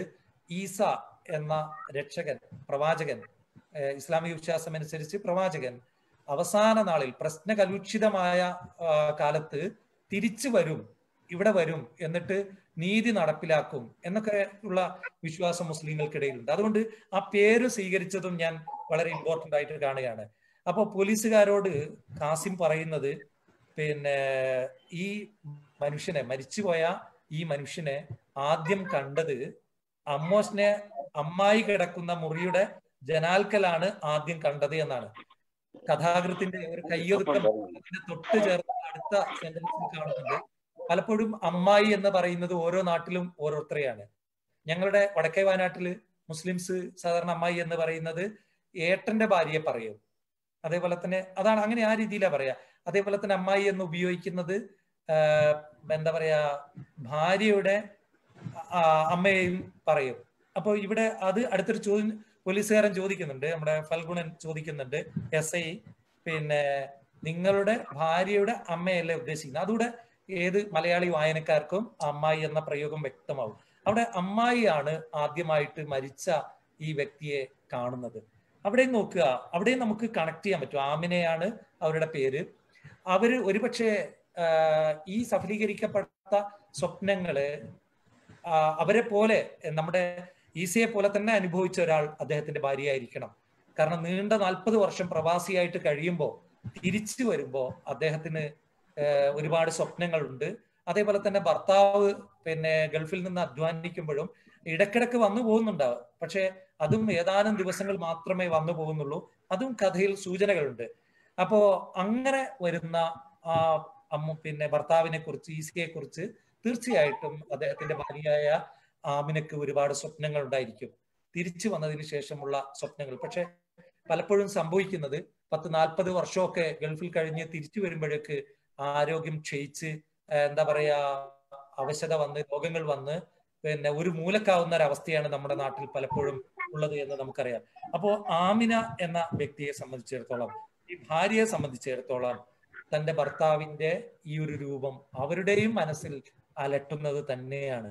അതുകൊണ്ട് ആദ്യം ആ രൂപത്തെ കാണുവാൻ എന്തുകൊണ്ടും അർഹത അദ്ദേഹത്തിന്റെ ഭാര്യക്ക് തന്നെയാണ്. അതുകൊണ്ട് ഞാൻ ആ അദൃശ്യ രൂപത്തെ ദൃശ്യമാകുന്ന കണ്ണുകൊണ്ട് കണ്ടു എന്ന് തന്നെ പറയുന്ന ആ ഭാര്യയിലും നമുക്ക് ഈസയുടെ അംശമാണ് നമ്മൾ കാണുന്നത്. ഈസ അനുഭവിച്ച പ്രശ്നങ്ങളുടെ മറ്റൊരു തലമാണ് സത്യത്തിൽ അദ്ദേഹത്തിന്റെ ഭാര്യ അനുഭവിക്കുന്നത്.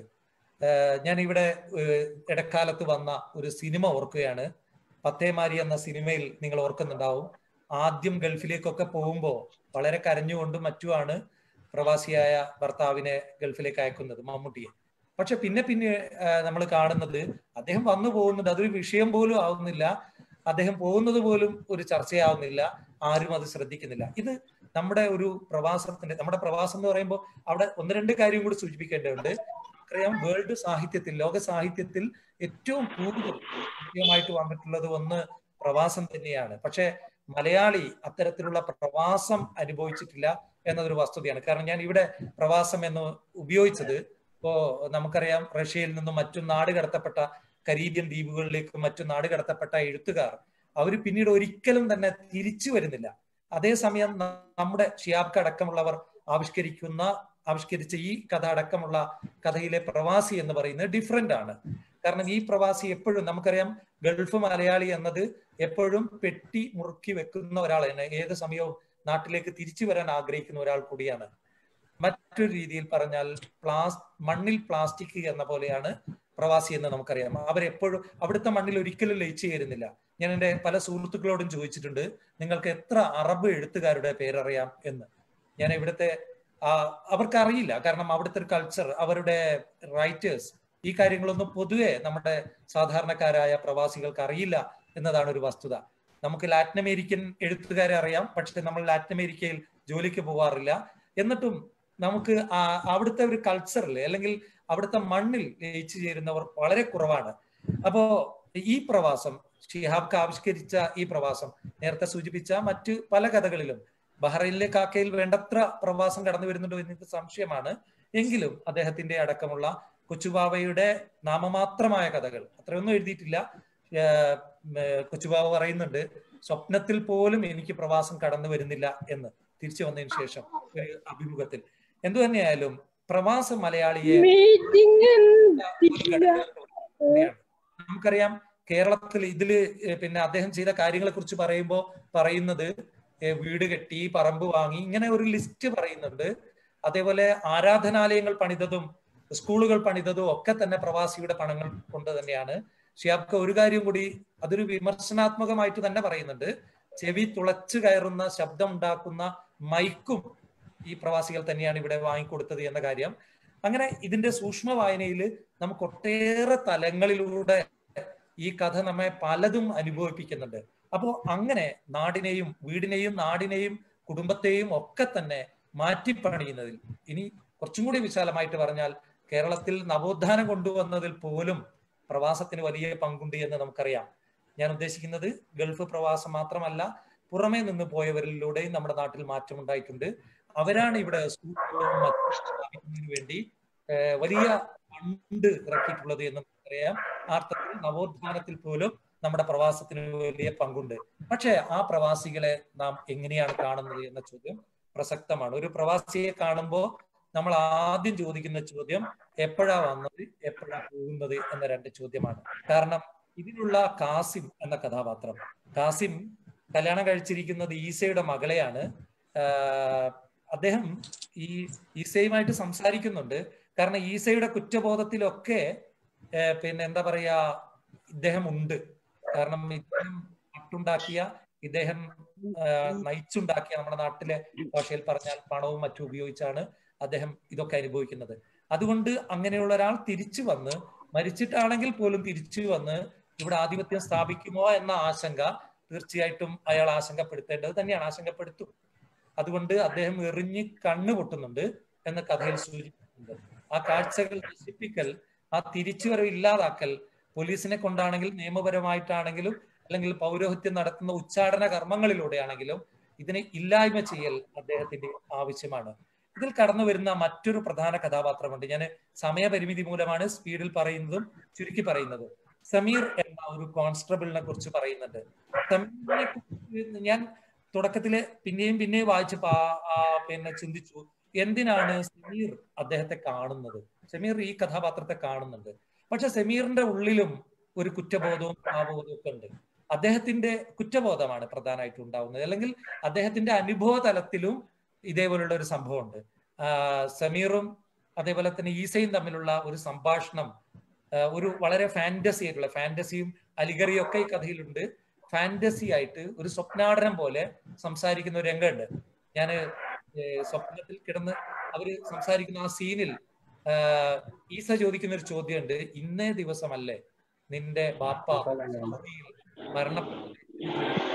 അതുകൊണ്ട് സൗദിയിൽ ഏതോ തരത്തിൽ മരിച്ചുപോയ സമീർ എന്ന കോൺസ്റ്റബിളുടെ പിതാവ് തീർച്ചയായും സമീറിന്റെയും ആഗ്രഹ സഫലീകരണങ്ങളുടെ എന്താ പറയാ, അദ്ദേഹത്തിന്റെ അബോധത്തിൽ തീർച്ചയായിട്ടും ആ പിതാവിന്റെ സാന്നിധ്യം കുടികൊള്ളുന്നുണ്ട്. അഭാവത്തിന്റെ സ്വഭാവത്തിൽ തീർച്ചയായിട്ടും അദ്ദേഹത്തിന്റെ സാന്നിധ്യം കുടികൊള്ളുന്നുണ്ട്. അപ്പോ സമീറിനെ സംബന്ധിച്ചിടത്തോളം സമീറിനും ഇത് അനുഭവിക്കാൻ പറ്റുന്നുണ്ട്. ഇവിടെ ഒരു ക്രൂക്കഡ് ആയിട്ടുള്ള ഒരു രാഷ്ട്രീയക്കാരൻ എന്ന നിലക്ക് നമ്മുടെ എന്താ പറയാ MLA കടന്നു വരുന്നുണ്ട്. അത് നമുക്ക് വിശാലമായിട്ട് അതിനെയൊക്കെ വ്യാഖ്യാനിക്കാൻ പറ്റും. ഞാൻ അതിലേക്ക് കൂടുതൽ പോകുന്നില്ല. ഇനി നോക്കുക, പ്രവാസിയും നമ്മുടെ പൗരത്വം നിഷേധിക്കപ്പെടുന്ന ഒരാളും തമ്മിൽ വല്ല ബന്ധമുണ്ട്. ഇതിൽ പറയുന്ന സ്വാതന്ത്ര്യ സമര സേനാനി, അദ്ദേഹം സ്വാതന്ത്ര്യത്തിന് വേണ്ടി പൊരുതുന്നു. അങ്ങനെ പൊരുതി സ്വാതന്ത്ര്യമൊക്കെ കിട്ടി. ആ കാലത്ത് നമുക്കറിയാം വിഭജനത്തിന്റെ ഒക്കെ ഘട്ടത്തിൽ വലിയ പല പ്രശ്നങ്ങളും ഉണ്ടായിട്ടുണ്ട്. നമ്മുടെ നാട്ടിലെ പലരും അന്ന് ലാഹോറിലും പെഷവാറിലും മറ്റും എന്താ പറയാ ഹോട്ടൽ നടത്തുന്നവരുണ്ടായിരുന്നു, മറ്റു പല ജോലികളും ചെയ്യുന്നവരുണ്ടായിരുന്നു. അപ്പോ നമ്മളൊരു കട്ട് ഓഫ് ഡേറ്റ് വെച്ചപ്പോ സ്വാതന്ത്ര്യം കിട്ടുമ്പോ അപ്പുറത്തായി പോയ ആളുകളെ നമ്മൾ അപ്പുറത്തായിട്ട് തന്നെയാണ് കണ്ടത്. അവരെ പൗരന്മാരായിട്ട് നമ്മൾ പൗരത്വം കൊടുത്തിരുന്നില്ല. അങ്ങനെയുള്ള കുറെ ആളുകൾ കേരളത്തിൽ പലയിടത്തും ഉണ്ടായിരുന്നു. മലപ്പുറം ജില്ലയിൽ സമീപകാലം വരെ പലരും ഉണ്ടായിരുന്നു. 2 കാലും മുറിക്കപ്പെട്ട ഒരു വ്യക്തിയെ കുറിച്ച് എൻ്റെ സുഹൃത്ത് തോപ്പിൽ ഷാജഹാൻ എഴുതിയത് ഞാൻ ഓർക്കുകയാണ്. അദ്ദേഹത്തിന്റെ രാഷ്ട്ര നിയമത്തിന്റെ ഇരകൾ എന്ന പുസ്തകത്തിൽ പറയുന്നുണ്ട്. ആ ലേഖനം തുടങ്ങുന്നത് ആ കഥാപാത്രത്തെ, ആ വ്യക്തിയുടെ പേര് പറഞ്ഞിട്ട് പറയുന്നത് അദ്ദേഹത്തിന് 2 മണ്ണിലും കാലുകുത്താനാവില്ല എന്ന് പറഞ്ഞുകൊണ്ടാണ്. കാരണം കാലില്ല. അപ്പൊ ഇങ്ങനെയുള്ള ആളുകൾ നമ്മുടെ നാട്ടിൽ ഒട്ടേറെ ഉണ്ടായിരുന്നു.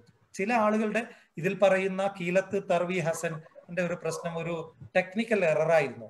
പക്ഷെ ആ ടെക്നിക്കൽ എറർ പരിഹരിക്കാൻ വേണ്ടി, ആ തെറ്റ് പരിഹരിക്കാൻ വേണ്ടി അദ്ദേഹത്തിന്റെ അവസാന കാലം വരെ കോടതി കയറി ഇറങ്ങേണ്ടി വരികയാണ്. നമ്മുടെ നിയമവ്യവസ്ഥയുടെ ഒരു പ്രശ്നവും കൂടിയാണ്. നിയമവ്യവസ്ഥ പല രീതിയിലും ഇതിൽ കടന്നു വരുന്നുണ്ട് കഥയില്. അപ്പോ അവിടെയും നിങ്ങൾ നോക്കുക, കൃത്യമായിട്ടും പിന്നെ ആ ഒരു പ്രശ്നം പറയുന്നുണ്ട്. നോക്കുക, സ്വാതന്ത്ര്യ സമരത്തിലൊക്കെ പങ്കെടുത്തു, പക്ഷെ നമ്മുടെ ടെക്നിക്കൽ എററാണ് നമ്മുടെ പ്രശ്നം. അവിടെ അദ്ദേഹം അവസാനം കോടതി അവിടെ തന്നെ മരിച്ചു പോവുകയാണ് ചെയ്യുന്നത്. അപ്പോ പൗരത്വം എന്നത് ഈ കഥയിൽ പല രീതിയിൽ കടന്നു വരുന്നുണ്ട്. പ്രവാസിയുടെ നീണ്ടകാലത്തെ ഈ പ്രവാസവും പൗരത്വ നിഷേധ പ്രശ്നവും നമുക്ക് കണക്ട് ചെയ്ത് ഈ കഥയിൽ വായിക്കാൻ പറ്റുന്നുണ്ട്. അതേപോലെ തന്നെ എനിക്ക് തോന്നിയിട്ടുള്ള അദ്ദേഹം പറയുന്ന ചില കമന്റുകളുണ്ട്. നമ്മുടെ ഈസ പറയുന്ന ഒരു വാചകം ഇങ്ങനെയാണ്, ഞാൻ മരിച്ചതാ, പക്ഷെ എനിക്ക് ഇനിയും ജീവിക്കണം, ഞാൻ ഇതുവരെ ജീവിച്ചിട്ടില്ല, ഇത് എന്റെ മണ്ണാണ്. അപ്പോ അദ്ദേഹത്തിന്റെ കയ്യിലുള്ള ഉരുളം കല്ല് ഒന്ന് വിറച്ചു എന്ന് കാസിം പറയുന്നുണ്ട്.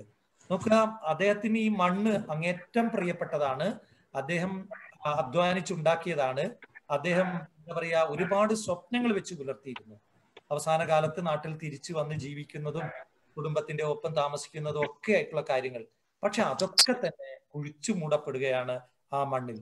ആ മണ്ണ് അദ്ദേഹത്തിന്റെ മരണത്തോടു കൂടി.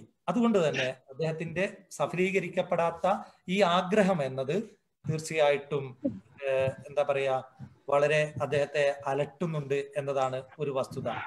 അതേപോലെ തന്നെ ഈ കഥയിൽ ആ രീതിയിൽ കടന്നു വരുന്ന ഒട്ടേറെ പ്രയോഗങ്ങൾ ഷിഹാബ്കയുടെ കഥകളുടെ ഒക്കെ തന്നെ ഒരു പ്രത്യേകത, അല്ലെങ്കിൽ അദ്ദേഹത്തിന്റെ എഴുത്തിന്റെ ഒരു പ്രത്യേകതയായിട്ട് എനിക്ക് തോന്നിയിട്ടുള്ളത് ആഴമുള്ള ഫിലോസഫി കടന്നു വരുന്നത് എന്നുള്ളതാണ്. ഞാൻ അദ്ദേഹത്തിന്റെ സാന്ദർഭികമായിട്ട് സൂചിപ്പിക്കുകയാണ്. അദ്ദേഹവുമായി മുമ്പ് മാതൃഭൂമിയിൽ വന്ന ഒരു അഭിമുഖം ഞാൻ ഓർക്കുകയാണ്. ആ അഭിമുഖം ഒരുപക്ഷെ അത് പുസ്തകമായിട്ട് വന്നിട്ടുണ്ട്. രാമചന്ദ്രൻ നടത്തിയ ഇന്റർവ്യൂ ആണെന്നാണ് ഞാൻ ഓർക്കുന്നത്. ഹൈ ഫിലോസഫിക്കലാണ്. ഷിഹാബ്ക ഫിലോസഫി ഒന്നും അക്കാഡമിക്കലായിട്ട് പഠിച്ച ആളല്ല എന്ന് എനിക്കറിയാം. പക്ഷെ ജീവിത നിരീക്ഷണത്തിലൂടെ അദ്ദേഹം ഒരു വലിയ ജീവിത എന്താ പറയാ ഫിലോസഫി, തത്വചിന്ത മുമ്പോട്ട് വെക്കുന്നുണ്ട്. അപ്പോ ഇതില് ഒരിടത്ത് അദ്ദേഹം പറയുന്ന ഒരു പ്രയോഗം, ഏതോ നിരാശയുടെ വന്യമായ മൃഗം അയാളുടെ കൃഷ്ണമണിയിൽ പ്രതിബിംബിച്ചു. ഈസയെ കുറിച്ച് പറയുമ്പോഴാണ് പറയുന്നത്, അത് ജീവിക്കാനുള്ള ആർത്തിയിൽ പ്രതീക്ഷയിൽ വെട്ടിത്തിളങ്ങി എന്ന് പറയുന്നുണ്ട്.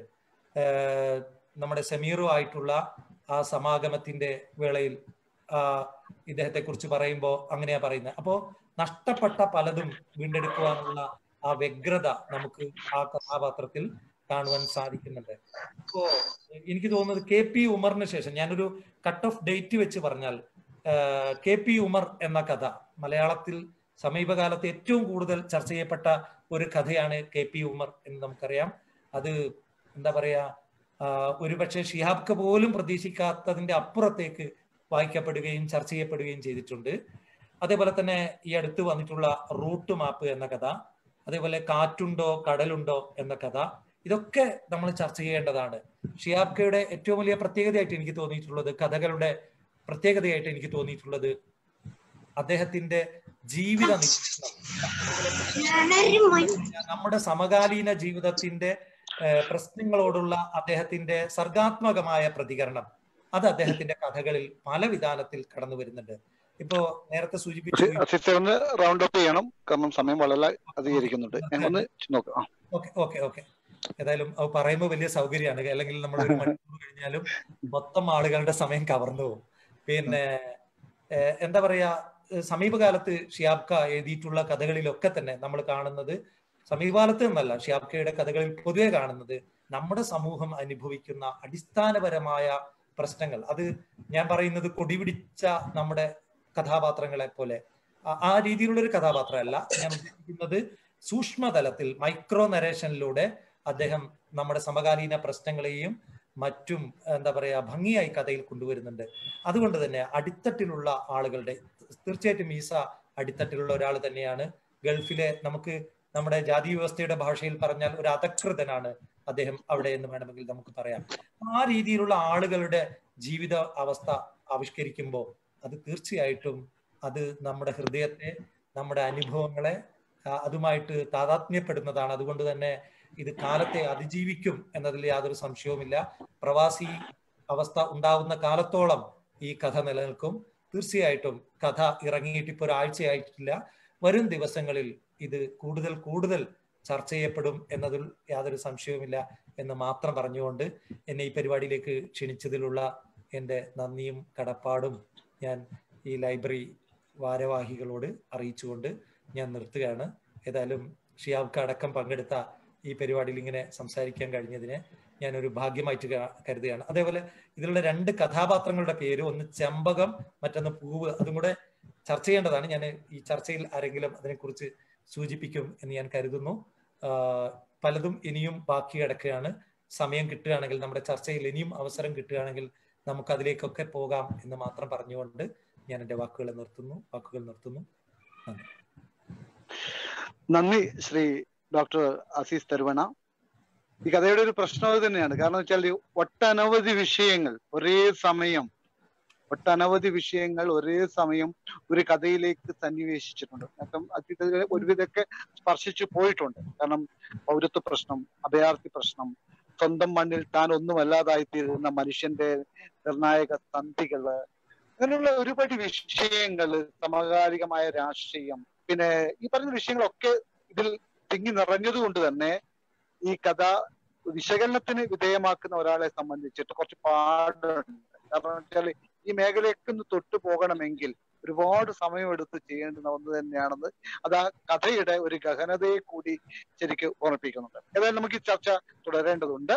തീർച്ചയായിട്ടും ഇനി സംസാരിക്കുന്നവരൊക്കെ ഓർമ്മിക്കുക, അസീസ് തരുവണ ഉന്നയിച്ചിട്ടുള്ള അദ്ദേഹം പ്രധാനമായി മുന്നോട്ട് വെച്ചിട്ടുള്ള കാര്യങ്ങളെ മാറ്റി നിർത്തിക്കൊണ്ട് തങ്ങളുടേതായിട്ടുള്ള നിരീക്ഷണങ്ങൾ വളരെ ചുരുക്കിയിട്ടും ഏറ്റവും ചുരുക്കിയിട്ടും ഏറ്റവും കുറച്ച് വാക്കുകളിലും പറയാൻ ശ്രമിക്കേണ്ടതുണ്ട്. ശ്രമിക്കരുതാരും. ഏതായാലും നിങ്ങൾക്ക് ഓരോരുത്തർക്കും വ്യത്യസ്തമായ അഭിപ്രായം കാണും, അത് നന്നായിട്ട് അവതരിപ്പിക്കുക. അടുത്തതായിട്ട് നമ്മുടെ പ്രിയപ്പെട്ട വളപട്ടണത്തിന്റെ എഴുത്തുകാരൻ ഇയാ വളപട്ടണം ഉണ്ടെന്നാണ് എന്റെ വിശ്വാസം. ഇയാ വളപട്ടണത്തെ സ്നേഹപൂർവ്വം ക്ഷണിക്കുകയാണ്.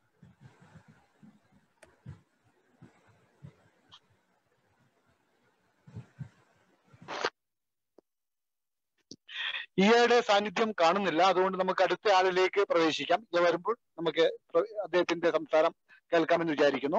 അടുത്തതായിട്ട് ഷാമില ഷൂജ എന്ന് പറയുന്ന ഒരു എഴുത്തുകാരി നമ്മുടെ ഈ മീറ്റിംഗിലേക്ക് വന്നിട്ടുണ്ട്. ഷാമിലയെ ഈ ചർച്ചയിലേക്ക് ഇടപെടാനായിട്ട് ക്ഷണിക്കാം.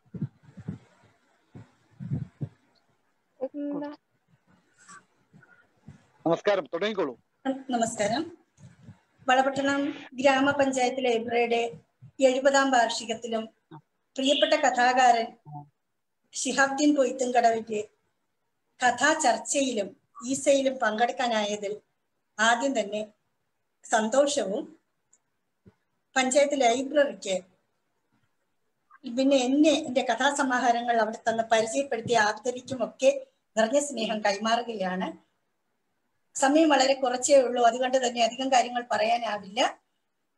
എന്തായാലും കീലത്ത് തർവി ഹസൻ എന്ന സ്വാതന്ത്ര്യ സമര സേനാനിക്ക് ഒരു തരി മണ്ണ് പോലും സ്വന്തമെന്ന് പറയാനാവാതെ ഭൂമി വിട്ടു പോകേണ്ടി വന്നത് ഏങ്കോണിച്ച മനസ്സുള്ള ഒരു ഉദ്യോഗസ്ഥന്റെ ഒരു ടെക്നിക്കൽ മിസ്റ്റേക്ക്, ഒരു ടെക്നിക്കൽ എററിലൂടെയാണ്. ആ ടെക്നിക്കൽ മിസ്റ്റേക്ക് വർത്തമാന കാലത്ത് നമ്മൾ എത്ര ജീവിതങ്ങളിലൂടെ കണ്ടുകൊണ്ടിരിക്കുകയാണ്.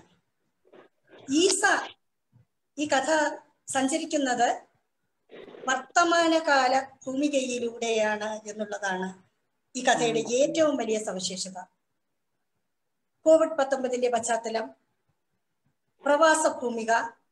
പ്രവാസഭൂമികയെ പ്രവാസത്തിൽ നിന്ന് ഒരു കുമ്പിൾ കോട്ടിയെടുത്തിട്ട് അതിനുള്ളിലേക്ക് ഒരു മാജിക് പോട്ട് പോലെ എത്രയെത്ര സമകാലിക വിഷയങ്ങൾ, ഗൃഹസ്ഥം, മറ്റ് സാമൂഹികമായ അങ്ങനെയുള്ള പലതരം വിഷയങ്ങൾ, സമയമില്ലാത്തത് കൊണ്ടാണ് ഞാനത് വിശദീകരിക്കാൻ ഇവിടെ തയ്യാറാവുന്നില്ല, അതിനകത്തിട്ടിട്ട് കുട്ടിയായിരിക്കുമ്പോൾ നമ്മൾ മാജിക്കിൽ പലതരം തൂവാലകൾ എടുത്ത് ഒരു പോട്ടിനകത്തേക്ക് ഇട്ടിട്ട് എടുക്കുമ്പോൾ ഒരു ബൊക്കയായി മാറുന്നത് പോലെ, പല വർണ്ണങ്ങളിലുള്ള ബൊക്കയായി മാറുന്നത് പോലെ ഈസ എന്ന കഥയിലൂടെ നാം സഞ്ചരിക്കുമ്പോൾ രാഷ്ട്രീയവും സാമൂഹികവും സ്നേഹത്തിന്റെ തലം, മനുഷ്യത്വത്തിന്റെ തലം, ഇവയെല്ലാം പറഞ്ഞാൽ തീരാത്തത്ര വിറകുപരയിൽ വിറകടുക്കിയതുപോലെ അടുക്കി വെച്ചിട്ടുണ്ട്. പ്രവാസത്തിലെ കിടപ്പുമുറിയിലെ ആ കട്ടിൽ അതിനൊപ്പം ചേർത്ത് വിറകുപുരയ്ക്ക് വിറകുകൾ അട്ടിയട്ടിയായി വെച്ച വിറകിന് മുകളിലായി ഈസ എന്താണ് ഇവിടെ? മരിച്ചിട്ടും മരിക്കാത്തവനോ? അതോ നേരത്തെ ഇവിടെ പലരും സൂചിപ്പിച്ചതുപോലെയും ആത്മാവ് അരഞ്ഞു തിരിഞ്ഞു വന്നതാണോ? എന്താണ് ഈസ? ഫാന്റസിയുടെയും യാഥാർത്ഥ്യത്തിന്റെയും സുന്ദരമായ ഒരു തലം നൊമ്പരപ്പെടുത്തിക്കൊണ്ട് മനുഷ്യന്റെ മനസ്സിനെ ഇങ്ങനെ പിച്ചി കീറിയെടുക്കുന്ന തരത്തിലാണ് ഷിഹാബിക്ക ഈ കഥ എഴുതിയിട്ടുള്ളത്. സത്യത്തിൽ കഥ വായിച്ചു പോകുമ്പോൾ നമ്മുടെ മനസ്സാകെ വിങ്ങി വിറങ്ങലിച്ചു പോവുകയാണ്. ഒരുപാട് സംഭവങ്ങൾ ഇതിനകത്തുണ്ട്.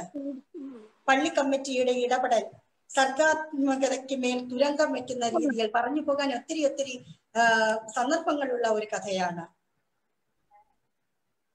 സമീർ എന്ന മനുഷ്യസ്നേഹി, ഫൽഗുനി നെസയുടെ കൂടെ വരുന്ന കോൺസ്റ്റബിളായ മനുഷ്യസ്നേഹി ശരിക്കും ഈസക്ക മരിച്ചതാണോ എന്ന് ചോദിക്കുമ്പോൾ നിന്റെ ഉപ്പയും സൗദി അറേബ്യയിൽ വെച്ച് ഇതുപോലെയല്ലേ മരിച്ചതെന്ന് ചോദിക്കുമ്പോൾ ഓരോ പ്രവാസിയും പ്രവാസിയുടെ ആനുകൂല്യം എന്ന് പറയുന്നത് തെറ്റുണ്ടോന്നറിയില്ല. എങ്കിൽ കൂടി ഓരോ പ്രവാസിയും സംരക്ഷിച്ചു കൊണ്ടുപോകുന്ന കുടുംബം അവരുടെ തണലിൽ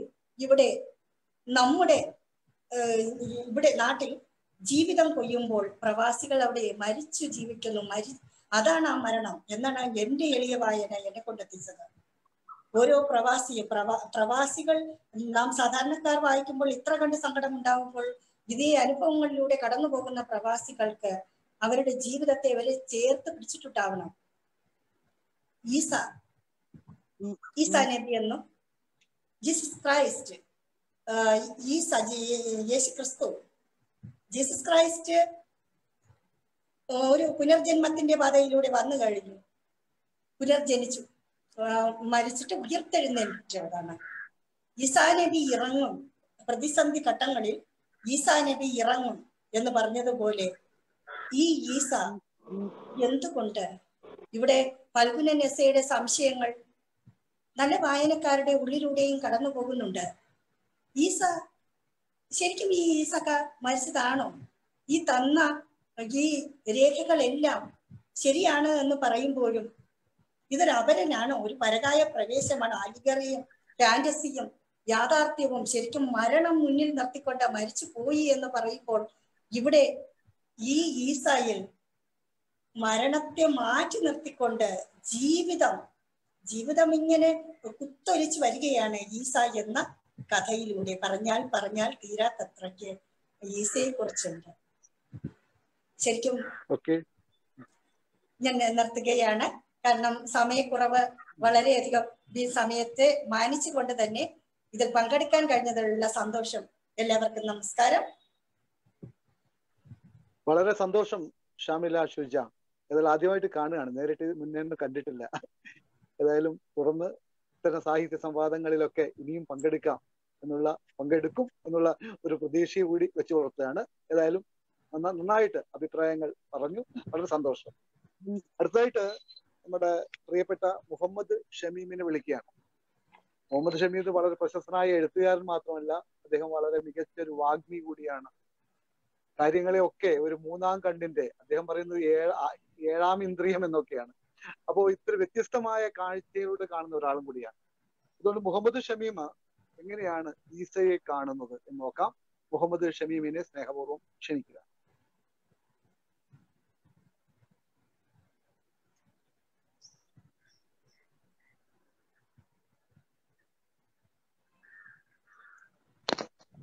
മുഹമ്മദ് ഷമീം ഇല്ലേ നമ്മുടെ കൂട്ടത്തില്?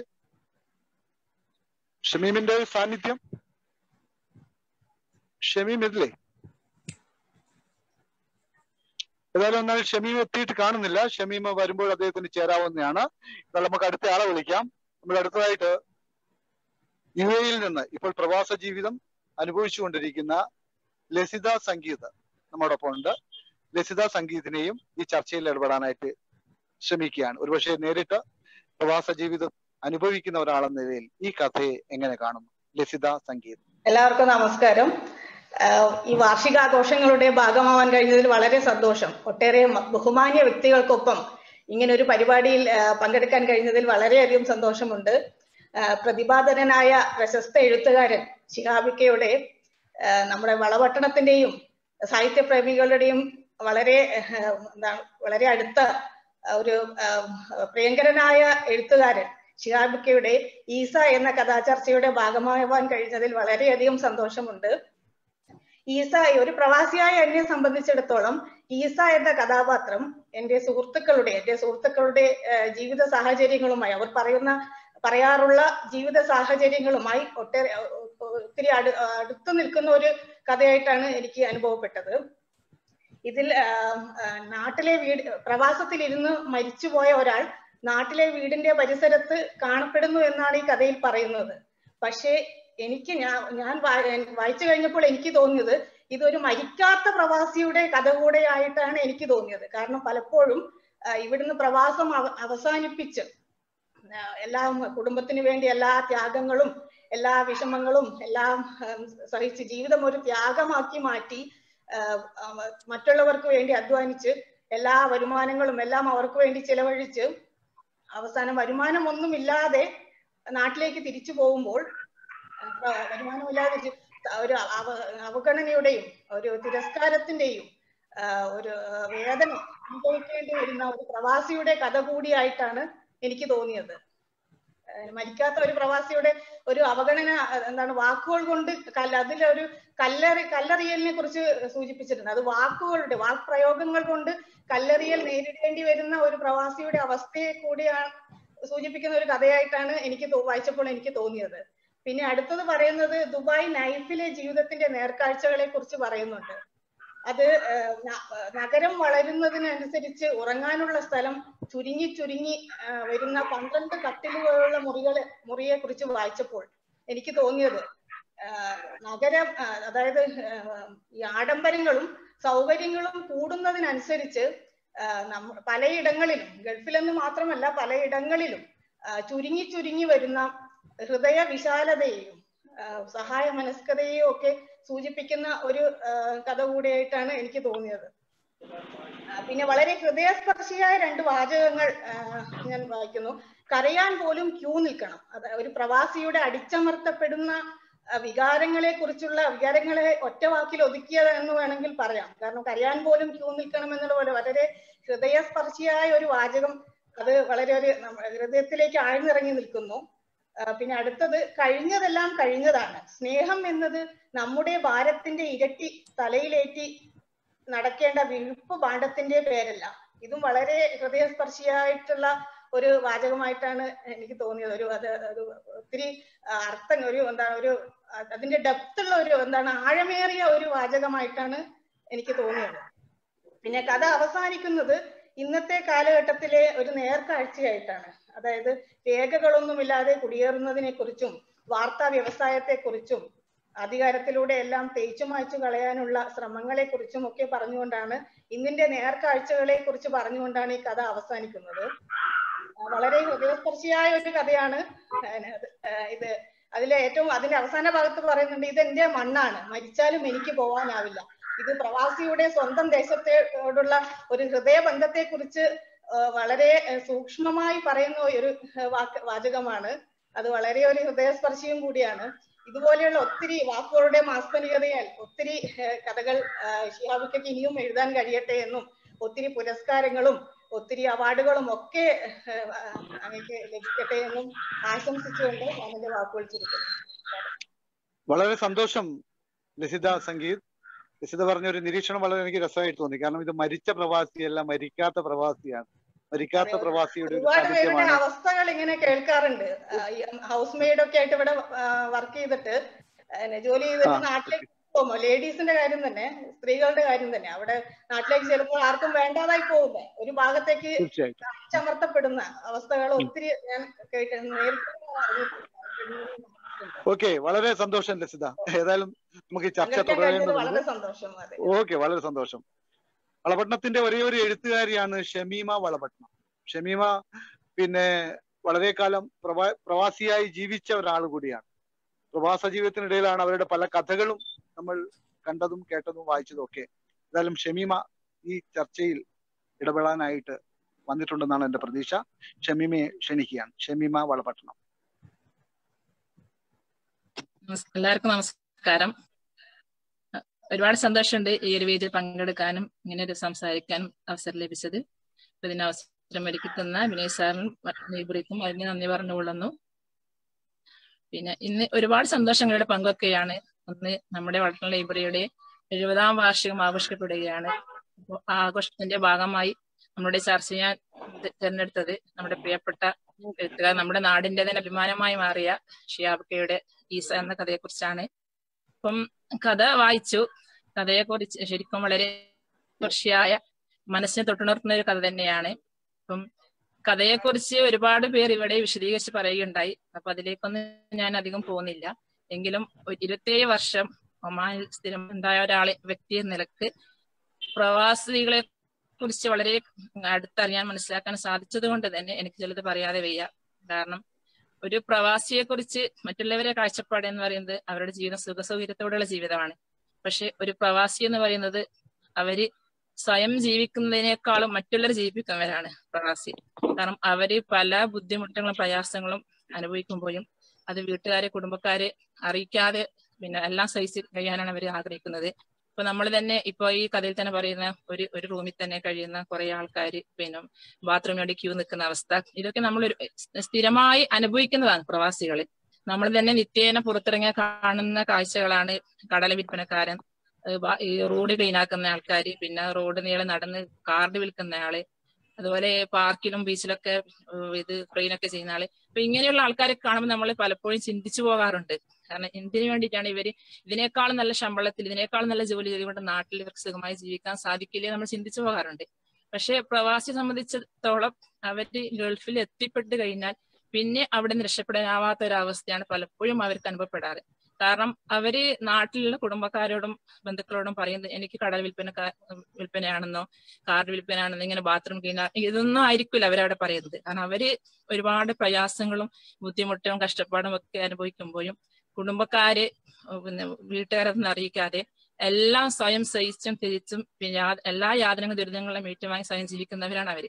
കാരണം അവര് ബുദ്ധിമുട്ടുമ്പോൾ അവര് ആഗ്രഹിക്കുന്നത് നമ്മള് കഷ്ടപ്പാടുകളൊന്നും കുടുംബക്കാർ അറിയരുത് എന്നാണ്. അപ്പൊ ഒരു പ്രവാസിയുടെ നോവും നൊമ്പരങ്ങളും കണ്ണീരും ഒക്കെ അതുപോലെ പകർത്തിയെടുത്ത് വായനക്കാരിലേക്ക് എത്തിക്കാൻ വളരെ മനോഹരമായി സാധിച്ചിട്ടുണ്ട് ഷിഹാബിക്കാക്ക്. പിന്നെ ഒരു പ്രവാസിയുടെ പച്ചയായ ജീവിതം വായനക്കാരിലേക്ക് എത്തിക്കാൻ ഇത്രയേറെ സാധിച്ച ഷിഹാബിക്കാക്ക് എല്ലാവിധ അഭിനന്ദനങ്ങളും ആശംസകളും നേർന്നുകൊള്ളുകയാണ്. അത് ഇനിയും ഒരുപാട് കഥകൾ എഴുതാനും ഉയരത്തിലെത്താൻ സാധിക്കട്ടെ എന്ന് ആശംസിക്കുന്നു. അതോടൊപ്പം തന്നെ ഈ 70ാം വാർഷികം ആഘോഷിക്കുന്ന ഈ ഒരു ദിനത്തിൽ നമ്മളെ വളരെയേറെ ആദരിക്കപ്പെടേണ്ട ഒരു വ്യക്തി നമ്മുടെ വിനോയ് മാത്യു. കാരണം നമുക്കറിയാം നമ്മുടെയൊക്കെ സങ്കല്പത്തിൽ, എന്റെയും പലരുടെയും സങ്കല്പത്തിൽ പിന്നെ വായനശാല എന്നുള്ളത് പുസ്തകങ്ങൾ എടുക്കുക വായിക്കുക അത്രയേ ഉള്ളൂ. പക്ഷെ അതിനും അപ്പുറം ഒരു നാടിനെ, കുഞ്ഞുങ്ങളെ, അവിടുത്തെ കുട്ടികളെ, നാട്ടുകാരെ മൊത്തം എങ്ങനെയൊക്കെ വളർത്തിയെടുക്കാം, ഒരു നാടിനെ എങ്ങനെ വികസിപ്പിച്ചെടുക്കാം എന്നുള്ളതിന് ഏറ്റവും നല്ല ഉത്തമ മാതൃക തന്നെയാണ് വിനയ് സാറ്. കാരണം നമ്മുടെ ഇപ്പൊ ഇന്ന് വളർത്തുന്ന ലൈബ്രറി കേരളത്തിൽ മാത്രമല്ല കേരളത്തിനപ്പുറത്തും അറിയപ്പെടുന്ന ലൈബ്രറി മാറിയിരിക്കുകയാണ്. അപ്പൊ ഇതിനൊക്കെ പിന്നിൽ വിനയ് സാറിന്റെ കഠിനമായ പ്രയത്നം തന്നെയാണ്. അപ്പൊ ഇപ്പൊ എനിക്കൊക്കെ തന്നെ പലപ്പോഴും തോന്നാറുണ്ട്, ഞാൻ പിന്നെ കഴിഞ്ഞ വർഷമാണ് നാട്ടിൽ സെറ്റിലായത്. അപ്പൊ നാട്ടിൽ സെറ്റിലായതിനു ശേഷം എനിക്ക് നാട്ടിലെത്തിക്കഴിഞ്ഞപ്പോ ഇവിടെ എല്ലാവരും ഉണ്ട്. പിന്നെ നാട്ടിലെത്തി ഒരുപാട് തിരക്കുകളൊക്കെ അനുഭവപ്പെടുമ്പോഴും എനിക്ക് എന്തോ ഒരു ശൂന്യത അനുഭവപ്പെട്ടിരുന്നു. കാരണം എനിക്ക് എന്തോ കിട്ടാത്തതുപോലെ എന്തൊക്കെയോ നഷ്ടപ്പെട്ടതിൽ ഒരു തോന്നലുണ്ടായിരുന്നു. അപ്പൊ അതൊക്കെയും ഞാൻ ഈ നാട്ടിൽ സെറ്റായതിനു ശേഷം അവിടെ ലൈബ്രറിയുമായി പരിചയപ്പെടുന്നതും അവിടുത്തെ പ്രവർത്തനത്തേക്ക് ഏർപ്പെടുന്നതും. അപ്പോൾ വിനയ് സാറിന് ലിഷയൊക്കെ പരിചയപ്പെട്ട് ആ പ്രവർത്തനങ്ങൾക്ക് ഏർപ്പെട്ട് തുടങ്ങിയപ്പോഴാണ് എനിക്ക് എന്താണോ നഷ്ടപ്പെട്ടത്, എനിക്ക് എന്താണോ കിട്ടാതെ പോയത്, അതൊക്കെ എനിക്ക് വീണ്ടും കിട്ടി തുടങ്ങിയ തോന്നലുണ്ടായത് ശരിക്കും അതിന് ശേഷമാണ്. അപ്പം നമ്മുടെ ഹലോ വളാട്ടണ ലൈബ്രറി പിന്നെ അത് മാത്രമല്ല വിനയ് സാർ ചെയ്യുന്ന എല്ലാ നല്ല പ്രവർത്തനങ്ങൾക്കും അത്ര തന്നെ താല്പര്യത്തോടു കൂടി കൂടെ നിൽക്കുകയും വളാട്ടണ ലൈബ്രറി ഉയർച്ചയ്ക്ക് വേണ്ടി നന്നായി പ്രവർത്തിക്കുകയും പ്രയത്നിക്കുകയും ചെയ്യുന്ന ഒരാളാണ് അദ്ദേഹത്തിന്റെ ഭാര്യ ലിഷയും. അപ്പൊ വളാട്ടണ ലൈബ്രറിയുടെ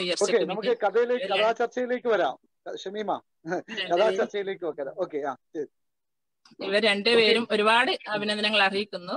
അപ്പം വളാട്ടണ ലൈബ്രറി ഇനിയും ഒരുപാട് ഉയരങ്ങളെത്തട്ടെ എന്ന് ആശംസിക്കുന്നു. ഇല്ല, കഥയെക്കുറിച്ച് ഞാൻ പറഞ്ഞില്ല, ഞാൻ ഇപ്പൊ എല്ലാരും പറഞ്ഞു കഴിഞ്ഞു. അപ്പൊ അതുകൊണ്ട് ഈ പ്രവാസി എന്നുള്ളതൊക്കെ പ്രവാസികളുടെ ബുദ്ധിമുട്ടുകളും പ്രയാസങ്ങളും അതുപോലെ പകർത്തിയെടുക്കാൻ ഷിഹാബിക്കാക്ക് സാധിച്ചിട്ടുണ്ട്. അപ്പൊ അതിനെ കുറിച്ചാണ് ഞാൻ ഇവിടെ പറഞ്ഞത്. അപ്പൊ ഞാൻ കാരണം ഇനി ഒരുപാട് പേർ സംസാരിക്കാനുണ്ട്. ഇപ്പൊ തന്നെ ഒരുപാട് ലേറ്റ് ആയി. തുടർന്നും ചർച്ചയിൽ പങ്കെടുക്കാം.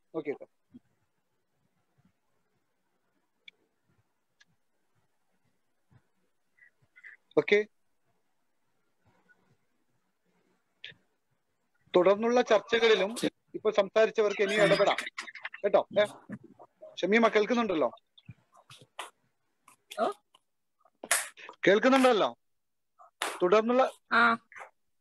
തുടർന്നുള്ള ചർച്ചകളിൽ ഇനിയും ഇടപെടാവുന്നതാണ്. ഇനി മറ്റുള്ളവർക്ക് കുറിച്ച് അവരുടെ ഇടപെടൽ. ശരി, ഓക്കെ, സന്തോഷം ഷമീമ. അടുത്തതായിട്ട് അജിന പർവീൻ അവരുടെ ഈസ വായനയെ കുറിച്ചിട്ട് അവരെന്താണ് ഈസ എന്നുള്ള കഥ എന്ന് ആഗ്രഹിക്കുകയാണ്. അജിന പർവീൻ ഉണ്ടായിരിക്കും എന്നാണ് നമ്മുടെ കൂടെ ഉണ്ടാവും എന്ന് വിചാരിക്കുന്നു. ക്ഷണിക്കുക. ഞാനുണ്ട്. ആദ്യം തന്നെയല്ല, എന്റെ നെറ്റ്വർക്ക് പ്രോബ്ലം ഉണ്ട്, അതുകൊണ്ടാണ് ഞാൻ വീഡിയോ ഓൺ ചെയ്യാത്തത്. പിന്നെ എല്ലാവർക്കും ഗുഡ് മോർണിംഗ്, ഗുഡ് ഈവനിങ്. പിന്നെ ഇങ്ങനൊരു അവസരം കിട്ടിയതിൽ വളരെ സന്തോഷം. ഞാൻ ഇന്നലെയാണ് കഥ വായിച്ചത്. ഓൺലൈൻ ക്ലാസ്സിലായിക്കൊണ്ട് കഥ വായിക്കാൻ ഇറങ്ങിയപാട് വായിക്കാൻ സമയം കിട്ടിയിരുന്നില്ല. അപ്പൊ ഇന്നലെയാണ് വായിച്ചതും തന്നെ വളരെ എന്റെ മനസ്സിൽ തട്ടുന്നതായിട്ട് എനിക്ക് തോന്നി. അപ്പൊ അന്നേരം തന്നെ ഞാൻ കുറച്ച് കുറിച്ചിട്ടിന്. അപ്പോ ആ കഥയെ കുറിച്ചിട്ടുള്ള എന്റെ അനുഭവം അവതരിപ്പിക്കാനാണ് ഞാൻ ഇവിടെ ആഗ്രഹിക്കുന്നത്. ബാധ്യതകളെ പിരിമുറുക്കങ്ങൾക്കിടയിൽ സ്വന്തം കുടുംബത്തിന്റെ സന്തോഷം നിലനിർത്തുന്നതിനായി ആത്മത്യാഗം ചെയ്ത് സ്വന്തം സന്തോഷത്തിന് വില കൽപ്പിക്കാണ്ട് ജീവിച്ചിരുന്ന ഈസ മരിച്ചു കഴിഞ്ഞപ്പോഴാണ് യഥാർത്ഥ ജീവിതം ജീവിച്ചിരുന്നില്ല എന്ന് അയാൾക്ക് തിരിച്ചറിയാൻ സാധിച്ചത്. അപ്പോഴാണ് സ്വന്തം സന്തോഷത്തിനും സംതൃപ്തിക്കും മുൻഗണന നൽകേണ്ടതായിരുന്നു എന്ന് അയാൾക്ക് തോന്നിയത്. ഈസയുടെ മരണത്തിന് ശേഷമാണ് ഈ കഥ തുടങ്ങുന്നതെങ്കിലും കഥയിലുടനീളം ഈസ മരണത്തിലൂടെ ജീവിക്കുകയാണ്. അപ്പോൾ ജീവിതത്തിന്റെ രണ്ടറ്റം കൂട്ടിമുട്ടിക്കാനുള്ള തത്രപ്പാടിൽ ജീവിക്കാൻ മറന്നുപോകുന്ന നോവുമായി കഴിഞ്ഞുകൂടുന്ന പ്രവാസ ജീവിതത്തിന്റെ ഉത്തമ ഉദാഹരണമായിട്ടാണ് ഈസയുടെ ജീവിതത്തെ ഞാൻ കണക്കാക്കുന്നത്.